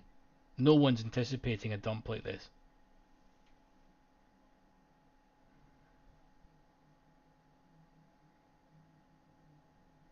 All eyes in the next 3 minutes to see if we're going to reverse it right back.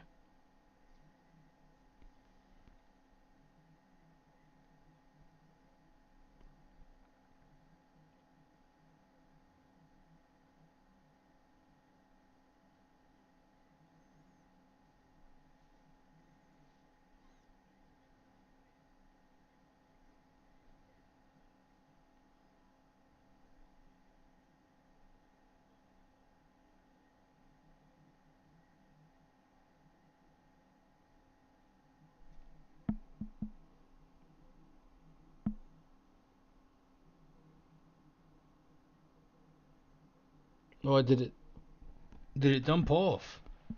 I kind of want to see this continually melt here. Makura would jump. I'll have a check after and see. Someone stepping in here. If this breaks here, it's the same sort of setup. Someone is stepping up here, clear iceberg. If this breaks, we're off again. But they're having to fight pretty hard.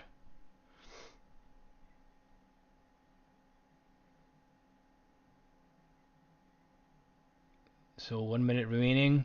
1 minute remaining to see if they can take all of this back. And then back at POC. Let's see. This has been some sell off here. Just sheer selling aggression.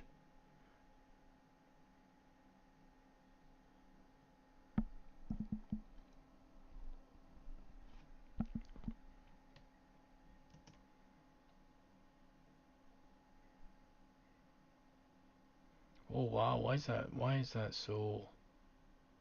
There.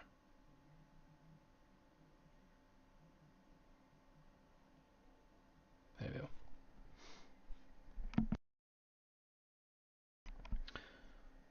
10 seconds.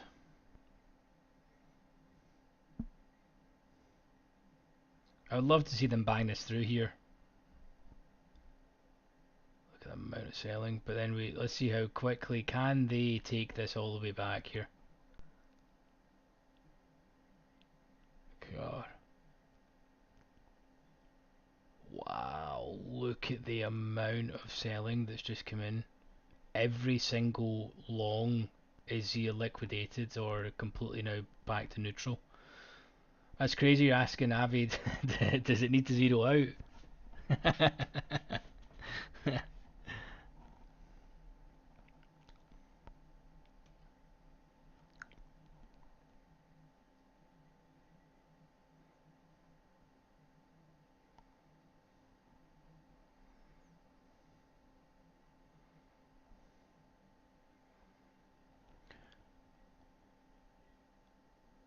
That's 37,000.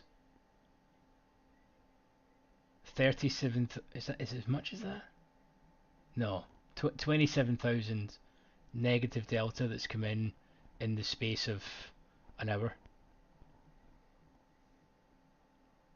Like that is a lot of selling.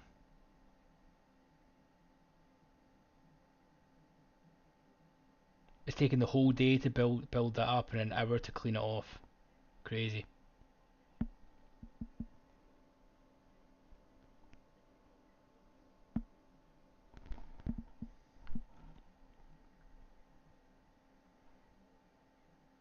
We've got like a minute left, or it's pretty much just now. This is the new POC here for the day.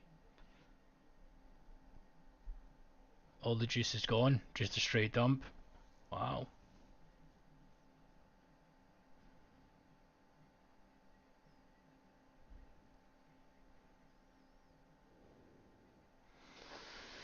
I think there's going to be a lot of heartache in this move, guys. Everyone's like, woohoo! We are back on the gravy train, and then capitulation. What is the movement on here? Jeez, oh. Nearly 300 ticks. Yeah, over 300 ticks from the high.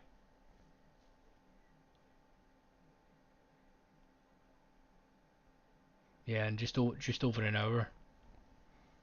Wow. Negative 27,000 delta come in like an hour and 10 minutes and moved over 300 ticks. That is wild. I suppose that's another thing for, you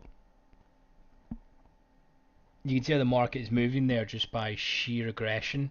Do you know what I mean? There's no bids and offers pulled there. That's just sheer selling that's coming in. I mean, it goes without saying, it's quite obvious how, you know,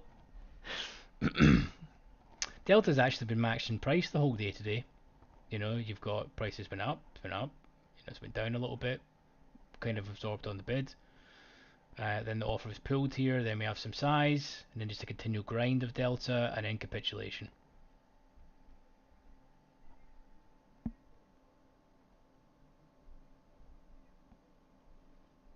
Yeah, exactly, Avi. It doesn't normally do it as aggressively as that, but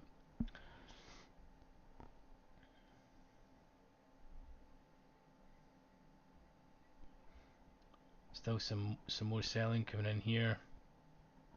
Anyway, that's pretty much the juice gone. So we're just going to consolidate down here. So interesting now that we're going into Wednesday when the volume tends to pick up. Let's put this onto a slightly higher time frame here so you can see it in terms of candlestick land. Wow, the bid has just been pulled there. Jeez.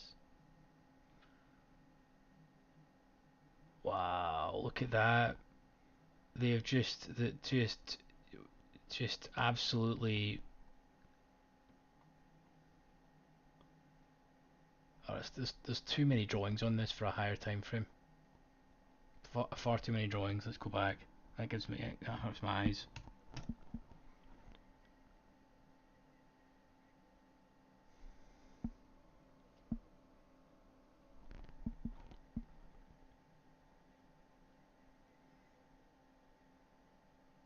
Yeah, they just cracked it there, right?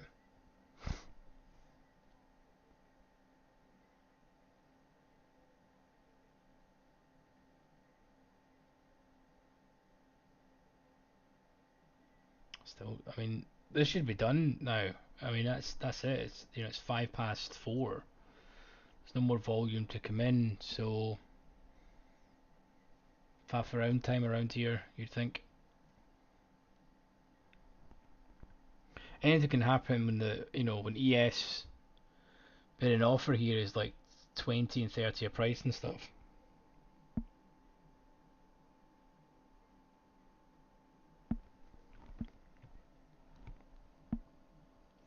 No problem. You guys get any other questions? I see it as I can't see us continuing on down here, to be honest. There's just not enough juice in it unless the bid disappears.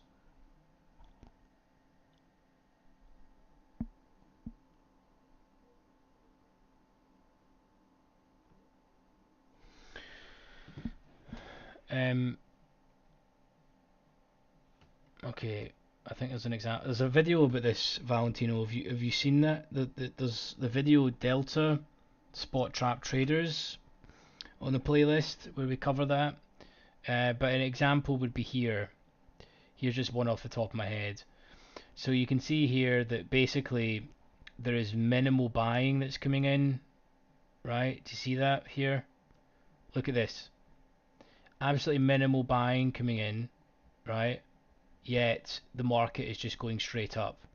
It's not until you get to here when a huge surge comes in.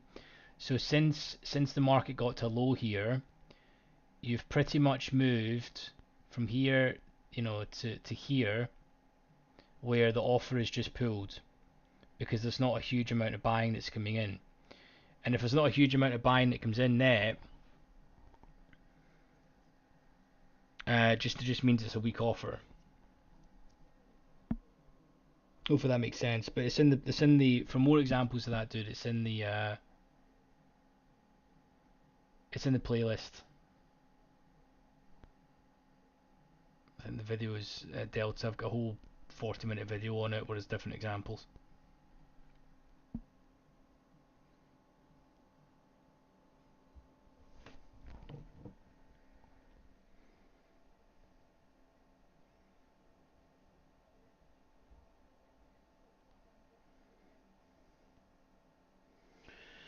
And for anyone that wants to show some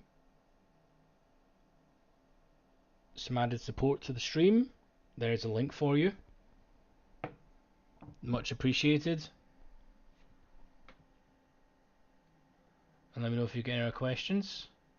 But interesting though, where did this open today? Where was forgot previous day close. I've got it right on my screen here. So the market, this is the previous day close, the settlement price from what day is this today? This is Tuesday, from Monday. So they've had this extreme bid, and now we're pretty much at previous day close. So the threat is a little bit on tomorrow. You know what I mean? It's a wee bit squeaky bum time tomorrow because now we've just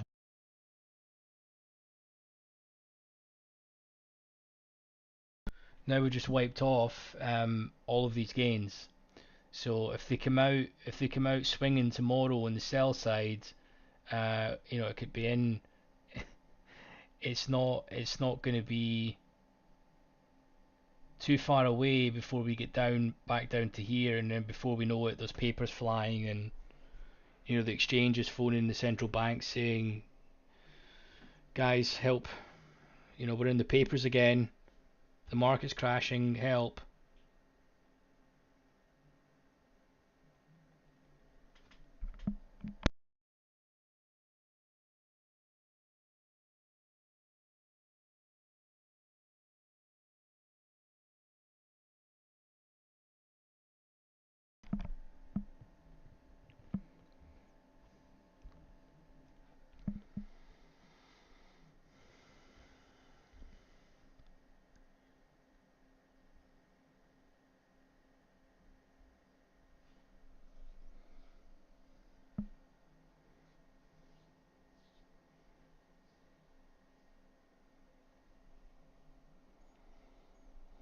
But thank you everyone for joining. Hopefully you've had a good session.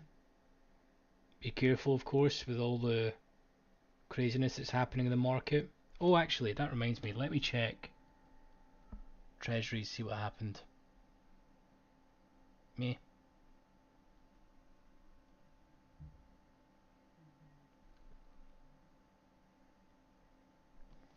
Where did we finish? Let me clear all these lines here.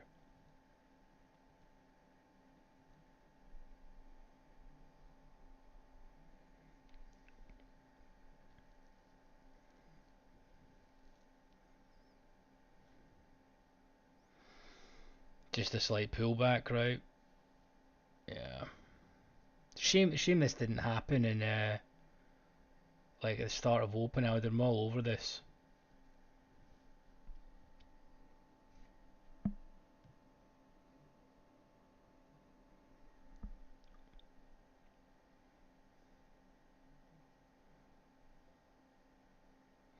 And it's annoying when we have these areas like we discussed here, no volume, and they just grind through them really slowly. It's annoying. It's nice when you get, tomorrow like we discussed, if it does something like this, we come tomorrow and it's like this, and we can anticipate that it's going to break this low here, and then when it does, we get a really sweet trade from like here down to here, and we're kind of already anticipating this, so we can get in from a short. If we get the order flow that supports that tomorrow, it's going to be a sweet trade tomorrow. And then we're kind of range bound if we just reclaim this, faff around in sort of here. I can't see from on drawings. In like here, we're kind of range bound, and then buyers need to take control above here and basically break out of the monthly value area high and sort of challenge all these high volume nodes here. So buyers have got the work cut out for them right this second. I'll see if there's any data coming out to basically cause the catalyst for that.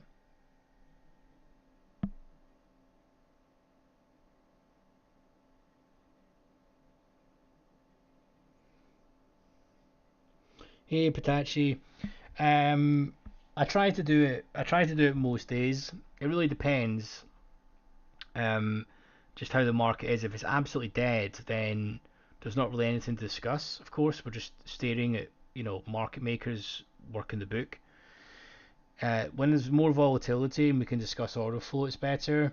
I tend to jump on round about 2 p.m.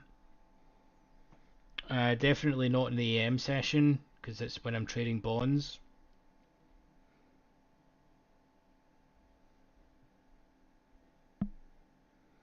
Typically, dude.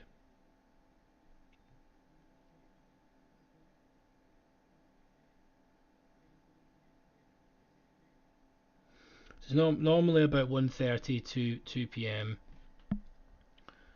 That's New York time. So if we look at the Ultra, you can see it's kind of in tandem with everything. The 5-year extended probably the most today, and it's actually probably the closest now back to VWAP, of course, or to balance. The point of control is now just changed to overnight low, so the buyers are kind of under a little bit of pressure at the moment, to be honest. So this play is looking nice. We need to see what happens. If this happens in the overnight session when I'm not at the charts, I'm going to be annoyed.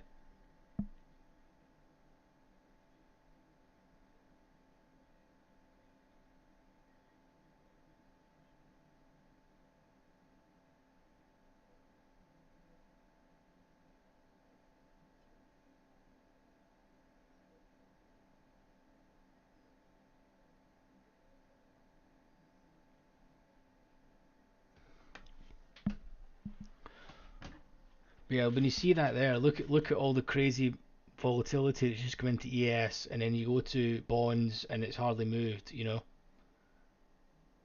Not saying that's a good thing. I'm just meaning, if you were only trading this as an example, you're certainly going to remove the boom and bust side of your trading. That's for sure.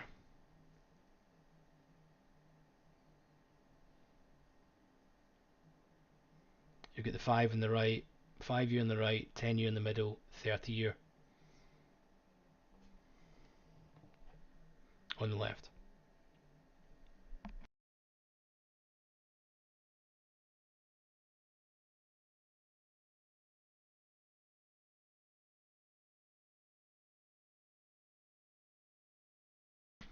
As you guys can see, just how different this is, of course, to ES, right? I mean, it's not even remotely the same. You can comfortably see bids and offers been pulled, you know. you can always see and predict the inside prints a lot easier. For example, they trade 2 in, 200's pulled. So you want to see if they tick up, what happens to this 1400. So it's returned 1,000. So you need to keep an eye on these things and when they're pressing into the next price.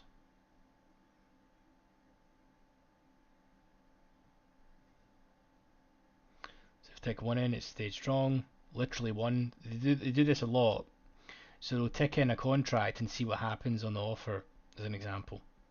That's how algorithms are playing it. Do you see how they've traded 200 there and thousands have just pulled on the bid? So 1400's just pulled on this.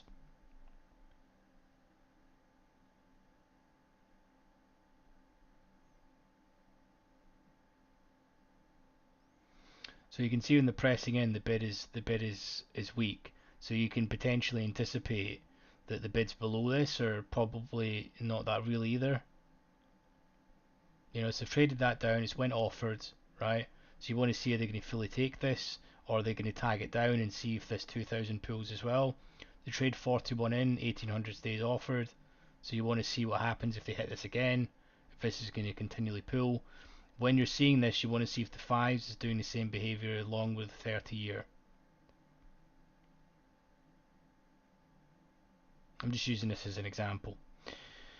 It is this time of day, so they could just lift this full 1600 and then just stay around here. And it is a snail pace. So you'd want to see like the 5s take this and then go offered. So reload here. Nothing is happening here. Yes, I use MBO. I do so.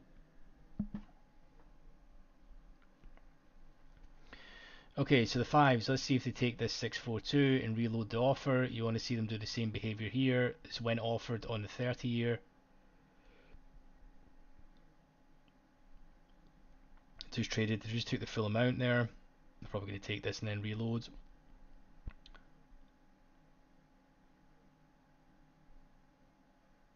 So a terrible example, but you can see how when this happens, it happens a bit quicker in regular trading hours. But you can watch this across the board, especially when it gets to your key levels, and you can, it's just easier to read, right? They've just hit that there, reloaded the offer, But we're saying this here, it's literally the market's about to close. You're just going to get like a 2-3 tick range, and they're just going to be hitting like a 2-3 tick range. If this was regular trading hours and they're doing this behavior, reloading the offer, hitting in, pulling, and they're doing it across the board, you could expect some follow through down here and potentially be targeting like 6, 5.5s. This is the trade I was talking about, where if we do hit this, you've got another like 6 or 7 ticks free gratis potentially to get down to 3s. I mean, they may even take it down as far as this sort of, the volume doesn't thicken up really till it gets to halves or evens here. You know.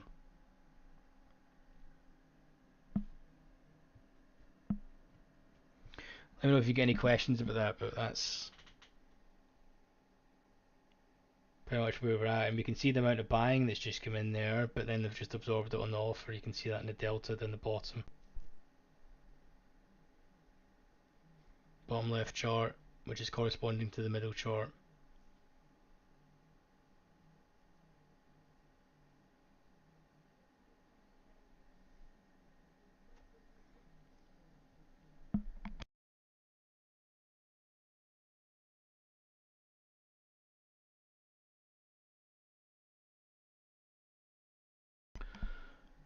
I know a lot of you guys like the ultra, so you can see it. It's really not for me, to be honest with you. I trade it very seldomly, but you can see how thin this is versus, I mean, it's versus the 30-year and the 10s and 5s. Of course, this is the thinnest.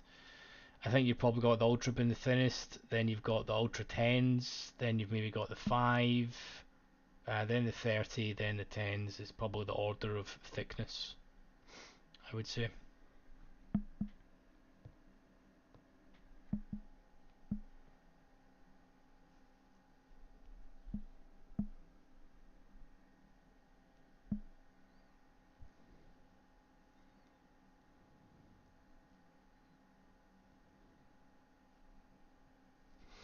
You could probably, to be honest, when the market is like this, you could probably scalp around for a few ticks consistently, to be honest, when it's in a 2-3 tick range. The tick to commission ratio is very good in these, so you're trading 4 or 5 contracts, say, and you're taking 1 to 2 ticks. It's good going. It's the only market you can really do that and be, comfortably profitable, just because how good the tick to commission ratio is. But anyways, guys, unless we get any questions, we'll look to wind it up. Thanks, Trader Boy. Much appreciated, dude. As always, thank you for the support.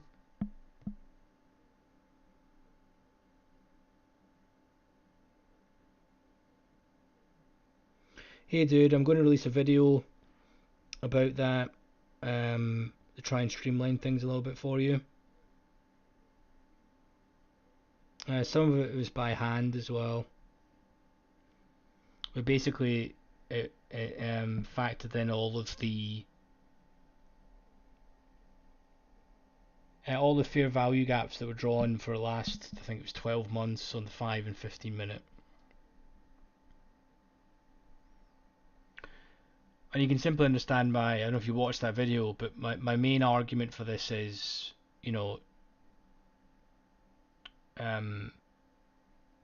this is what causes imbalances and how the market moves, right? Buyers and sellers interacting at prices, bids and offers being pulled, right? It's not, it's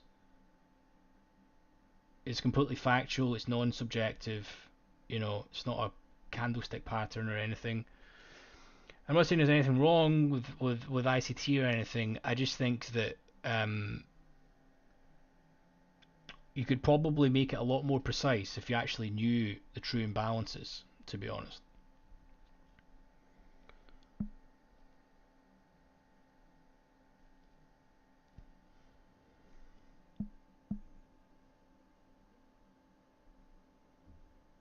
No problem, Tom. No problem, Chad. Glad you enjoyed it, dude.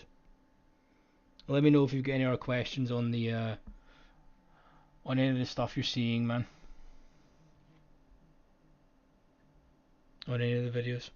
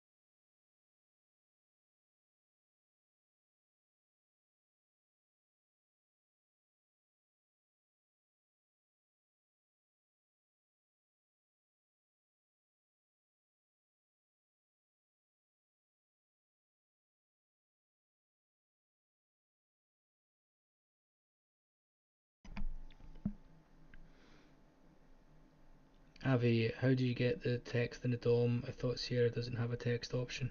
Aha, Avi boy. It's not. It is study overlay and using the label column, believe it or not. Study overlay label column. So you need to basically take a chart. You need to overlay the study, and you need to add a label column on the DOM under your customizable columns, and then attach in the subgraph. You need to make it like the display needs to be the label column, if that makes sense.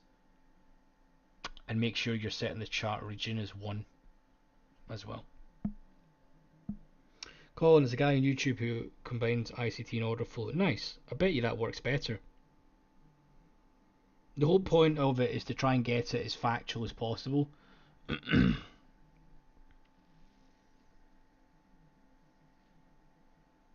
That's the whole point. Because you know, candlestick patterns and stuff are completely subjective. You put the same row of candles, uh, to 10 different traders, and they would see completely different things.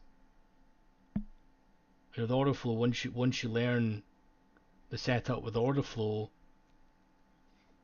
you actually get to see when someone is interested and when they're not, and when they're actually actioning size in the market, which actually moves the market.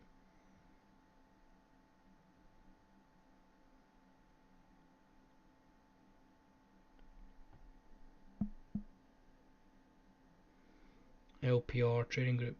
Nice.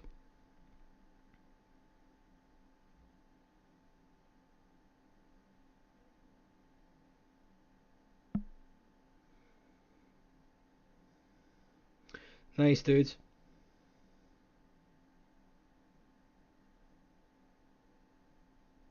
Steve, lost the will to live, to be honest. One of the latest ones was um, time and price is an imbalance, uh, and it's better than order flow.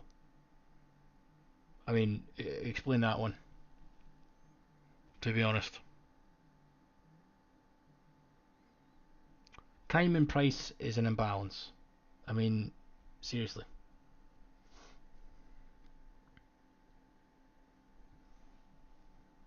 That's just a word salad. Do you know what I mean? Just a complete word. It's like just getting a series of words, and that's pretty much what. Don't start with, man. I'm gonna end up ranting here. End up ranting. It's just a fucking word salad thrown together. Honestly, it makes stuff extremely complicated. My whole part and piece about that, right, was basically, granted, right, in trading, everyone needs to take in the context in the day, right? Context and understanding what can happen in a session if somewhere is net long and net short, or just context. Tons of different stuff that comes into that comes with experience and time, right? That the trader is going to learn over time. And for some reason, no one seems to attribute that to themselves actually learning, but then they seem to put it down to ICT, when actually it's themselves. It's just that they've got more experience in the market. They gain an intuition, right? And I just don't know how people can argue with 72% of fair value gaps fail. So if that's the case that they fail, then why are they even a thing? Do you know what I mean? Because then you need to take into context. You need to factor in A, B, C, D, E, and F into that equation to try and get that either you trade through them or you don't. You know what I mean? And I know that fair value gaps is only a small piece of the puzzle, but the trouble is, majority of traders don't know that though. Do you know what I mean?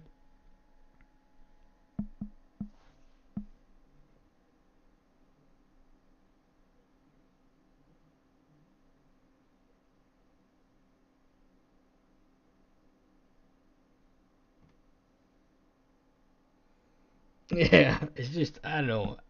Look, I'm for everyone can make money trading doing their own shit, right? Completely.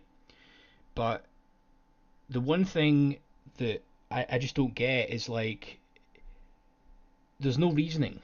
Do you know what I mean? It's like, I literally, when you go into some of the guys' comments and stuff, they're like, "Thank you, master," and stuff.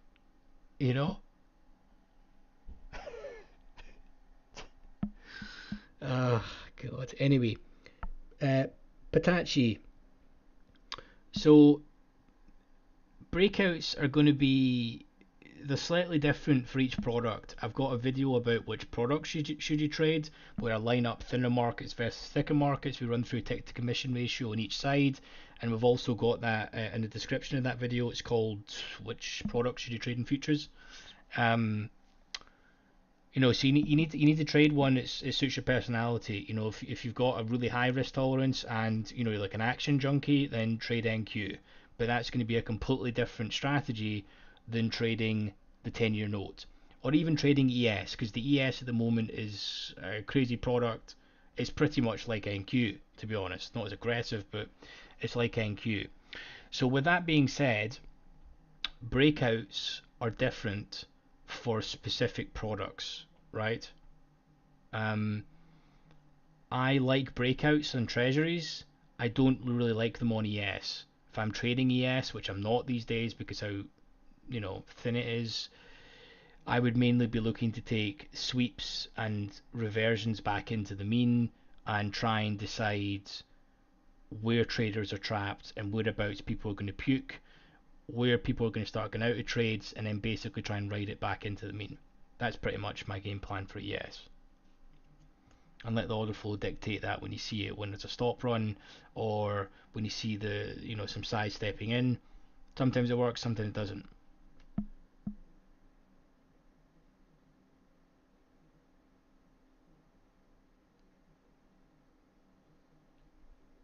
Well, the thing is, Luminar, I was wanting to have a good debate about it, to be honest, in the comments, but you know, I knew that would be what would happen. I even got it on the latest live when it was, people were saying, um, fair value gaps. That's not all of it. Of course, it's not, right?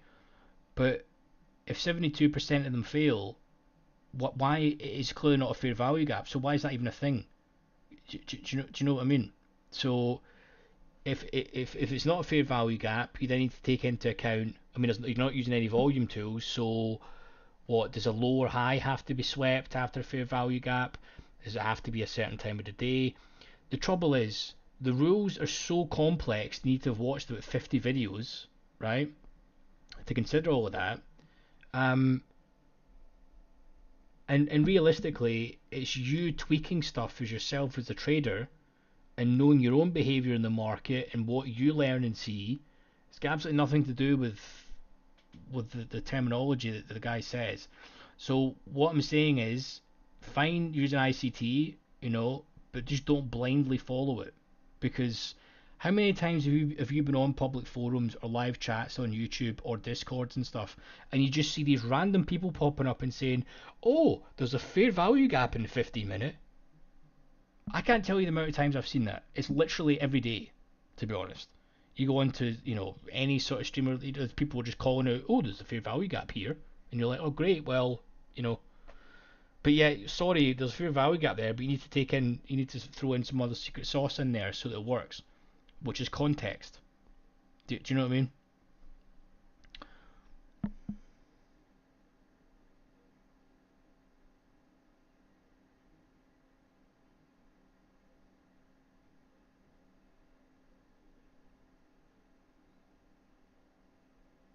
I mean, this is exactly it.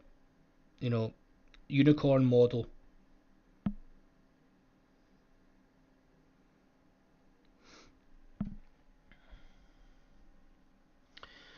This is the thing, right? It doesn't matter if your strategy is betting on two flies running up a wall, or using order flow, or using um, ICT, right?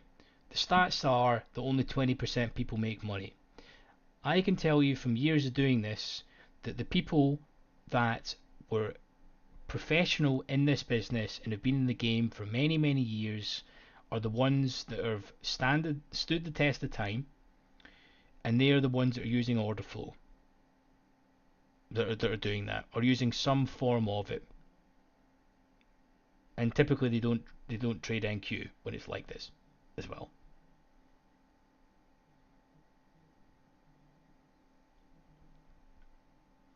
But each trader, if they make money doing it, happy days. you know but the main thing is, it's the trader, nothing to do with the concept.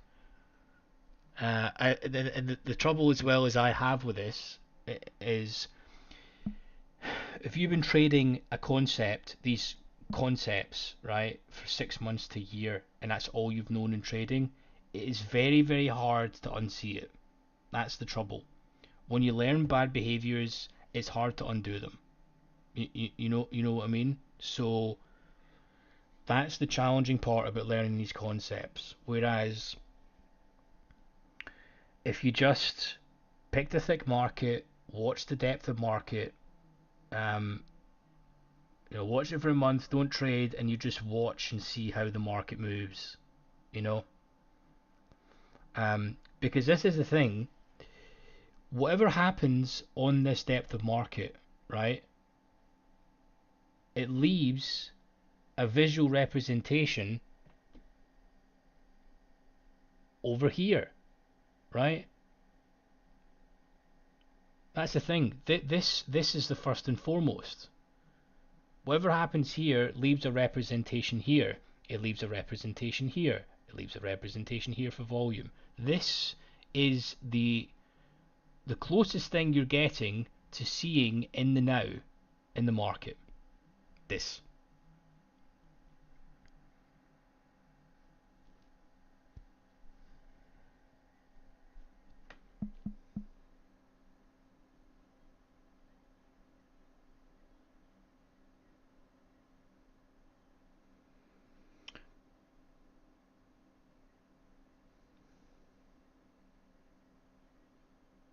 No one is right, mate. It's the fact that once you learn concepts like that, right, in general, it's hard to unsee them and unlearn them. You know what I mean? That's the thing. And I can say that, look, anyone can make money trading any strategy, at least it's got a positive profit factor, right? Because it's the trader that makes money doing that. It's not it's not necessarily the concept, right?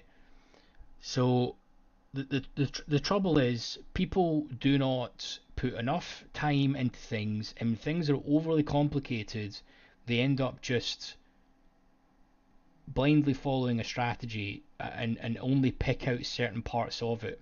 And the more complicated something is, uh, the more difficult it is to learn. You know, where it doesn't need to be that difficult.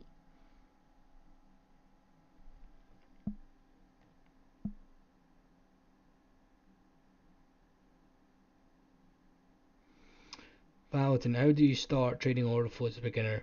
So work through that playlist, mate. I put hours and hours of it's not that many hours to be honest. There's maybe, I don't know, 6-7 hours or something of content on that playlist that's in this video, where it walks you through really each step from, you know, what is delta, what does it take to be a profitable trader,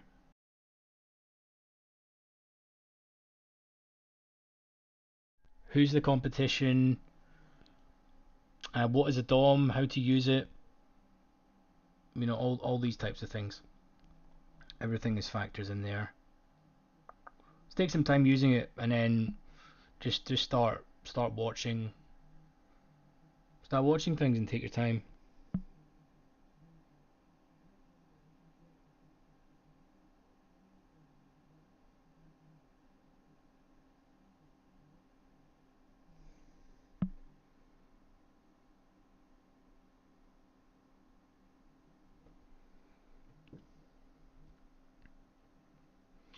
And to be honest with you, I am far too unorganized to ever do a course like that. It's too, I don't know. The point of this is to try and shorten people's learning curve. To be honest with you, you know, not someone to pay 20-30 bucks for a course or 50 whatever.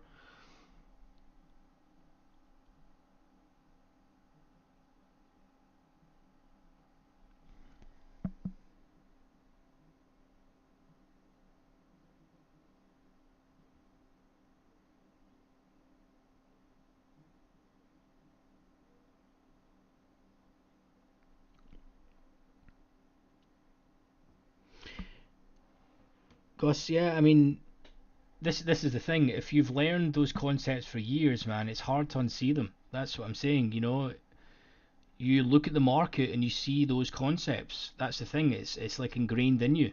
That's the thing. You know, but it's not. This is it. If that works for you, then you know, happy days, man. You make money doing that, then fantastic, fantastic. But sadly, most people don't. That's the thing. And the objective was not. It was to get people to, you know, be thinking critically about the strategies that they use, trying to provide a statistical edge. Because here's the thing, I can guarantee that majority of people have not even run that back test, right? They don't even know that about certain parts of a strategy, you know.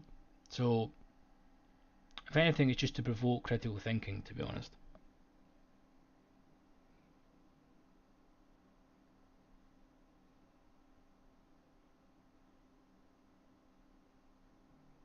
Yeah, Steve. Well, that's a good point. Hopefully, I don't know if I do a good job explaining that, but it's the way that I see the market is, say I gave you 10,000 contracts to execute, right? Well, how would you go about it? Do you know what I mean? Because that's what large firms are tasked with every day, either to clear inventory, or to start buying, or to hedge. So they need to do that at specific levels, you know. And they're going to be using an order book to execute that because they know what size they can get off comfortably without, and getting the best fill. Because it's completely different to you and I trading. We need to trade directionally. They can make the market go directionally, but they can't get filled.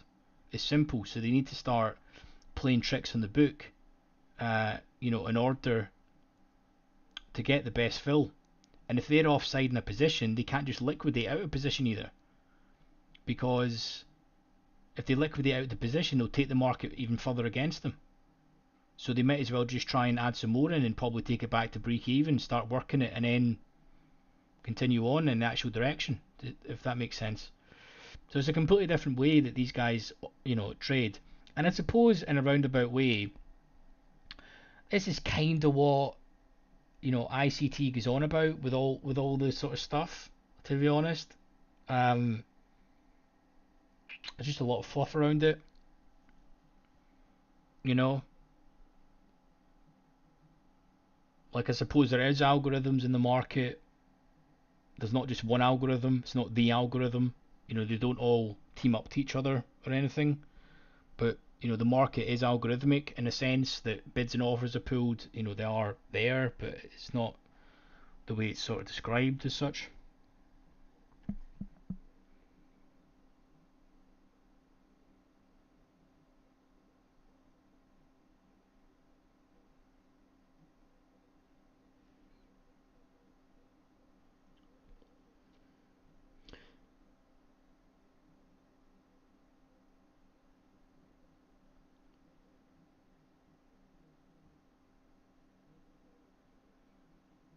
Yeah, I know. This is the thing. This resonates to some people. Some people, different strokes for different folks, I suppose, as the saying goes. Um, if people can make money doing that, then happy days. To be honest, um, I think if you speak to any of the old school prop guys that have been trading for 10 plus years and have got experience in it, uh, they're normally trading thicker markets, and they're normally executing on some sort of with order flow tools typically. Now, you know, if ICC does it for people, then happy days, man.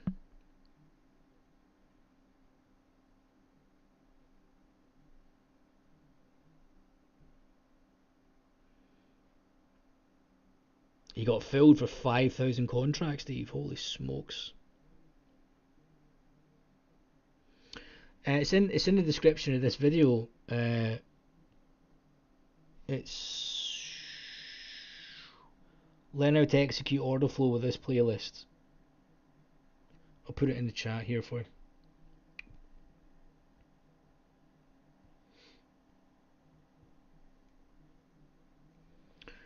I can't remember what order anything's in. I should maybe try and order it a little bit better. I can't remember if I think I put the first one as what products to trade because it makes logical sense to start picking a product before you learn about order flow. That was the method to my madness, I think. And then the next one generally speaking, should have been what does it take to be profitable, so you understand the competition against you and just understand the games that can be played in the book and how it's really a game of theory, and basically optimal game theory that you're playing against. And I think it's just other parts of OrderFlow you're going through.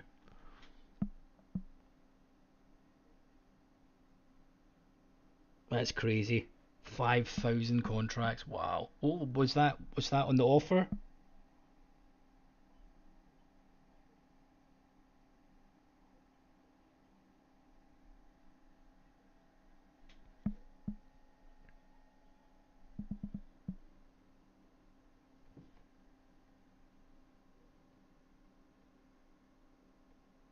Yes. Wow.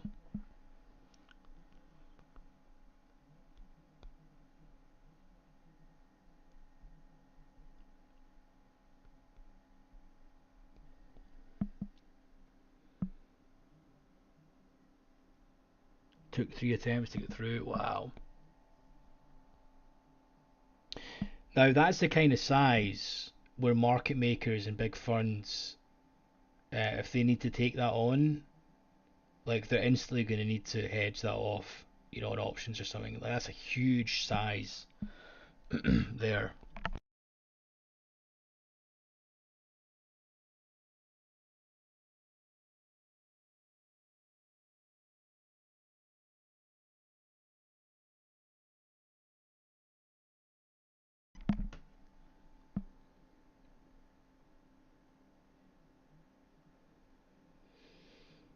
No problem, dude.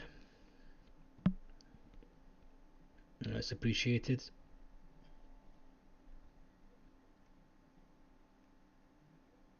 To be honest with you, this is a really good endeavor I did with YouTube. To be honest, because trading is a very lonely game.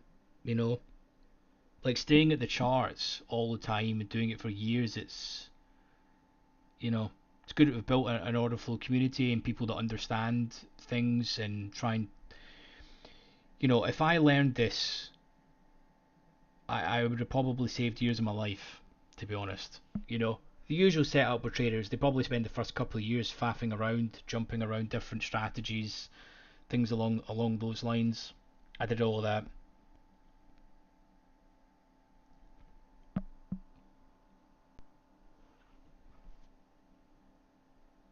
It's crazy.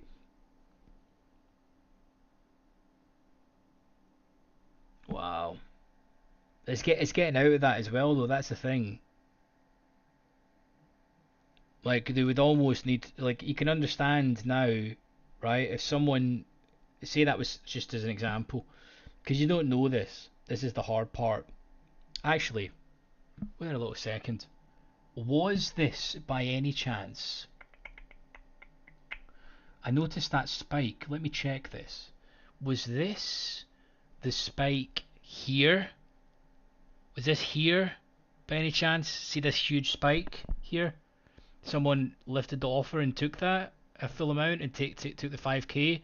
Was this the time? Because I noticed this abnormal spike here. Was it here or am I talking nonsense?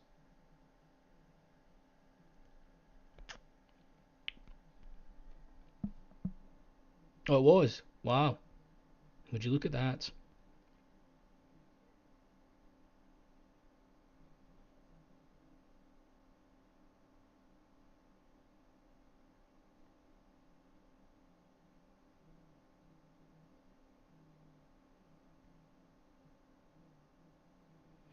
The FTSE is very much like that. The FTSE is quite a good market, I think, like that. It's nowhere near as volatile. It's a really crappy long term investment, but it's a good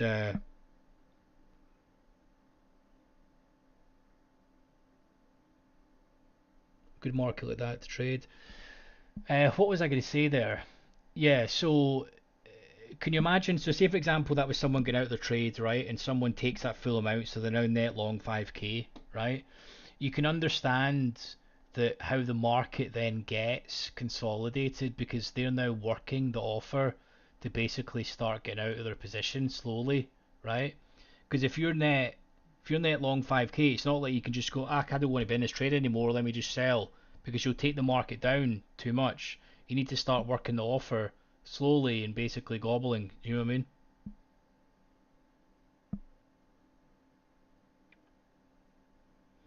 Steve, it's really hard to get the data, mate. I've tried. I can't get it. Do you use Sierra?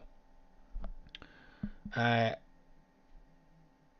I was looking if it was on Urex, but I think you need to go to LSE to get it. And I don't think it's supported by Sierra. Let me know if you get any options of that, mate. If it's on Urex. Oh, it's on Bookmap. Okay. Well, they've got access to LSE, and also as well, I'd probably need to use different order routing as well to trade any products because I was tempted to add in. Something tells me at one stage I want to, get acquainted with the Bund and specifically the Eurostox 50. Um, but the schedule of how I trade now, I don't really want to trade 2 sessions because I'm kind of burnt out even trading one, to be honest. Um,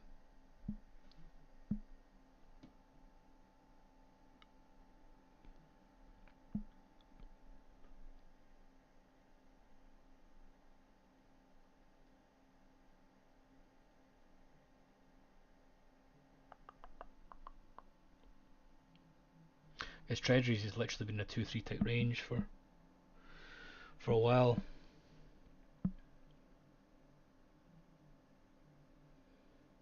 You'll be trading ES and extended trading hours as the fourth. I think that was meant to be RTH. Has been mental. Seemed logic to look at the FTSE. Yeah. It'd be interesting to see what what the down is with that, mate.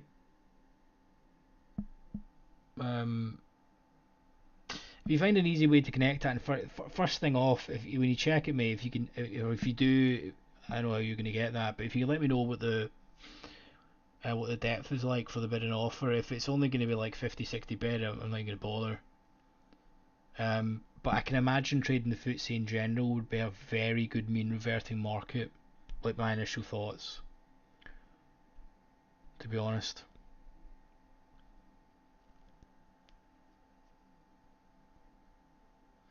I want to see if they can trade that in Eurex. I thought they had a ticker for it in Eurex.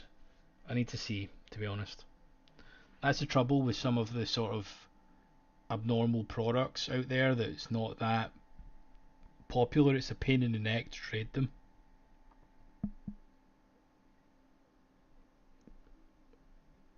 to be honest.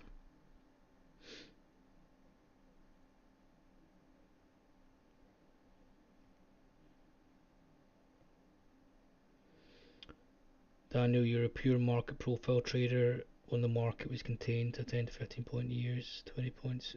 Yeah, exactly. And the book would have been so much thicker then as well. This is a wild cycle that we're in at the moment, man. On indices anyway. Piggy's not been in here today. Pig, I would be interested to see what the bid and offer and stuff is like on like Amazon and Meta and stuff.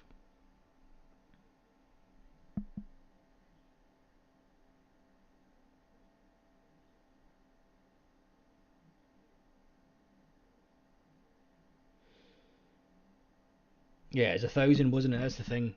It's just those days are gone. This is where you need to adapt. You need to adapt and find better markets all the time. Because, well, me personally, I know that some of you trade faster markets and that's your style, but I really struggle with that, mainly because my brain doesn't work that fast, to be honest. I like to take my time, analyze the flow, check for correlations, be a bit slower, and um, yeah.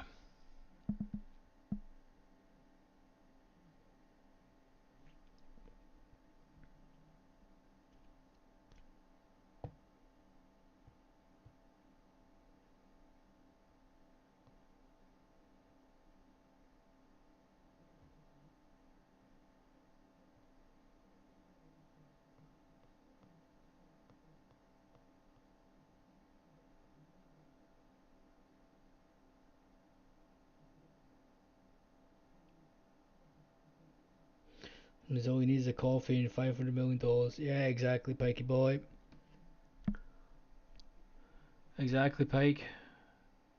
Can't beat a good coffee. I got a fantastic coffee machine.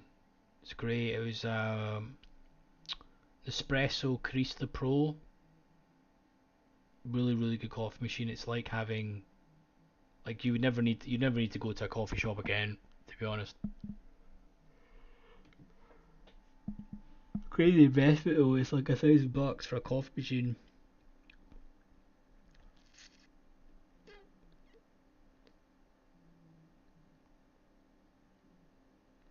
You can't watch Bonds put coats of paint.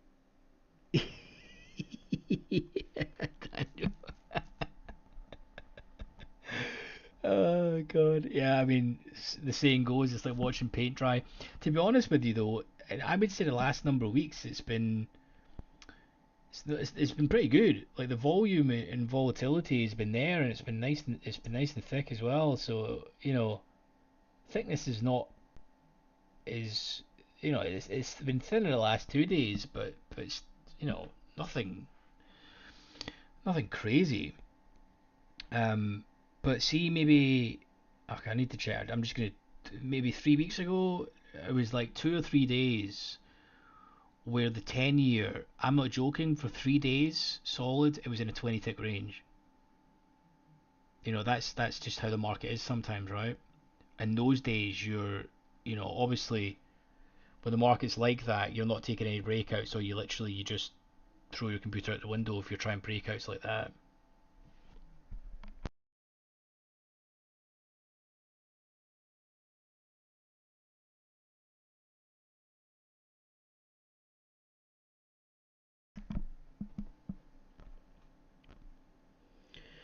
Asia's been good.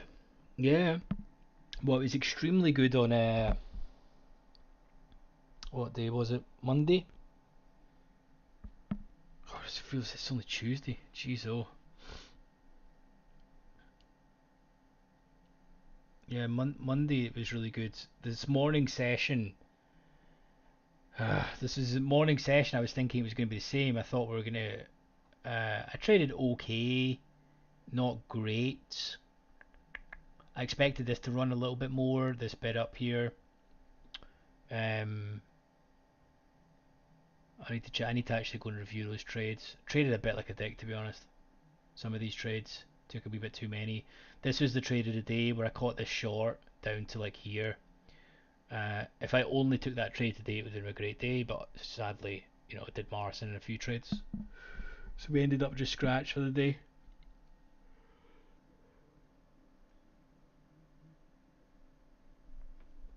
You tried during COVID.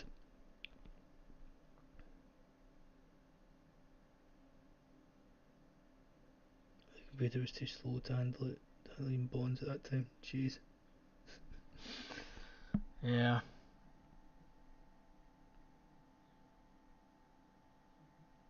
Does anyone trade Eurostox 50 at all? You don't really find any Eurex dudes, to be honest.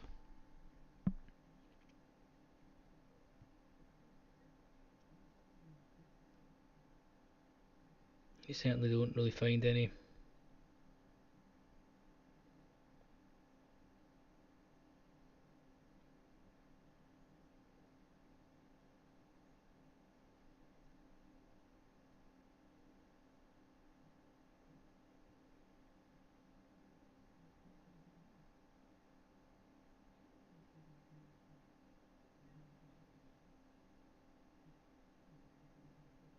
Yeah, Eurox is quite expensive now.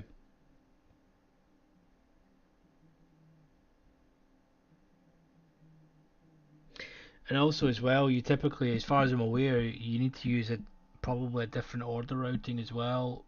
I need to check if that's available in my standard one because it's a pain in the neck to already have like two instances open on Sierra.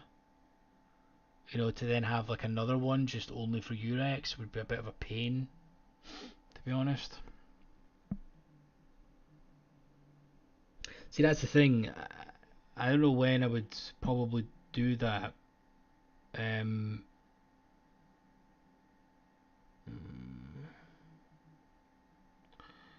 because I'm very much a fan of just trading one market and be done with it. You know what I mean? I've heard a lot of people though that trade treasuries. They say they prefer the Boon because the action is more. Like I think the ATR or something's like 60 ticks then. You know, so it's basically 50% more volatile than the 10 year.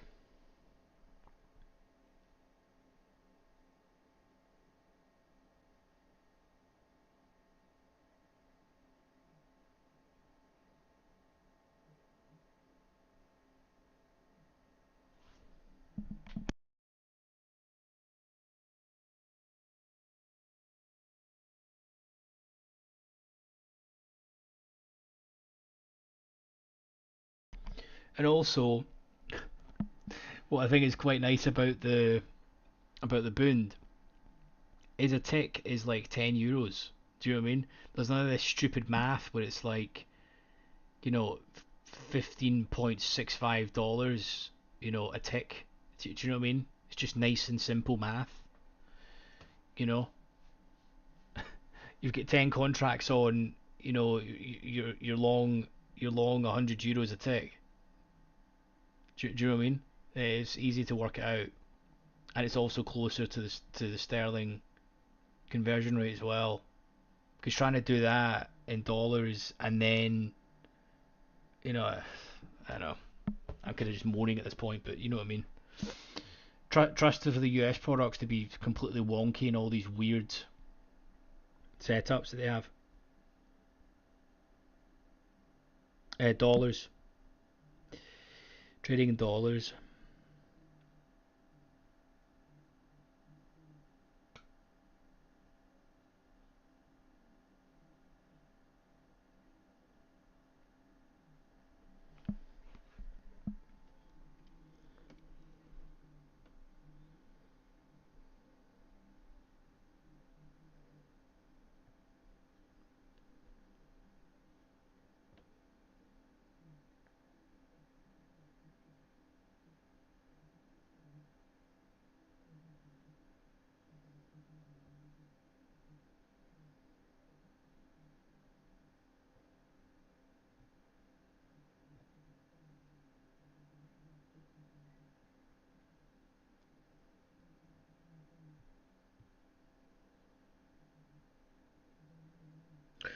So guys, the market is closed, so we're staring at blank screens.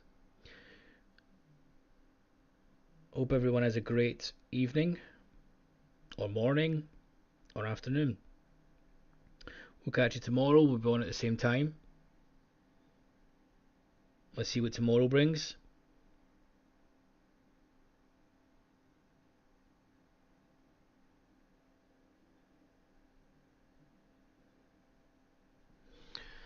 Take care, everyone.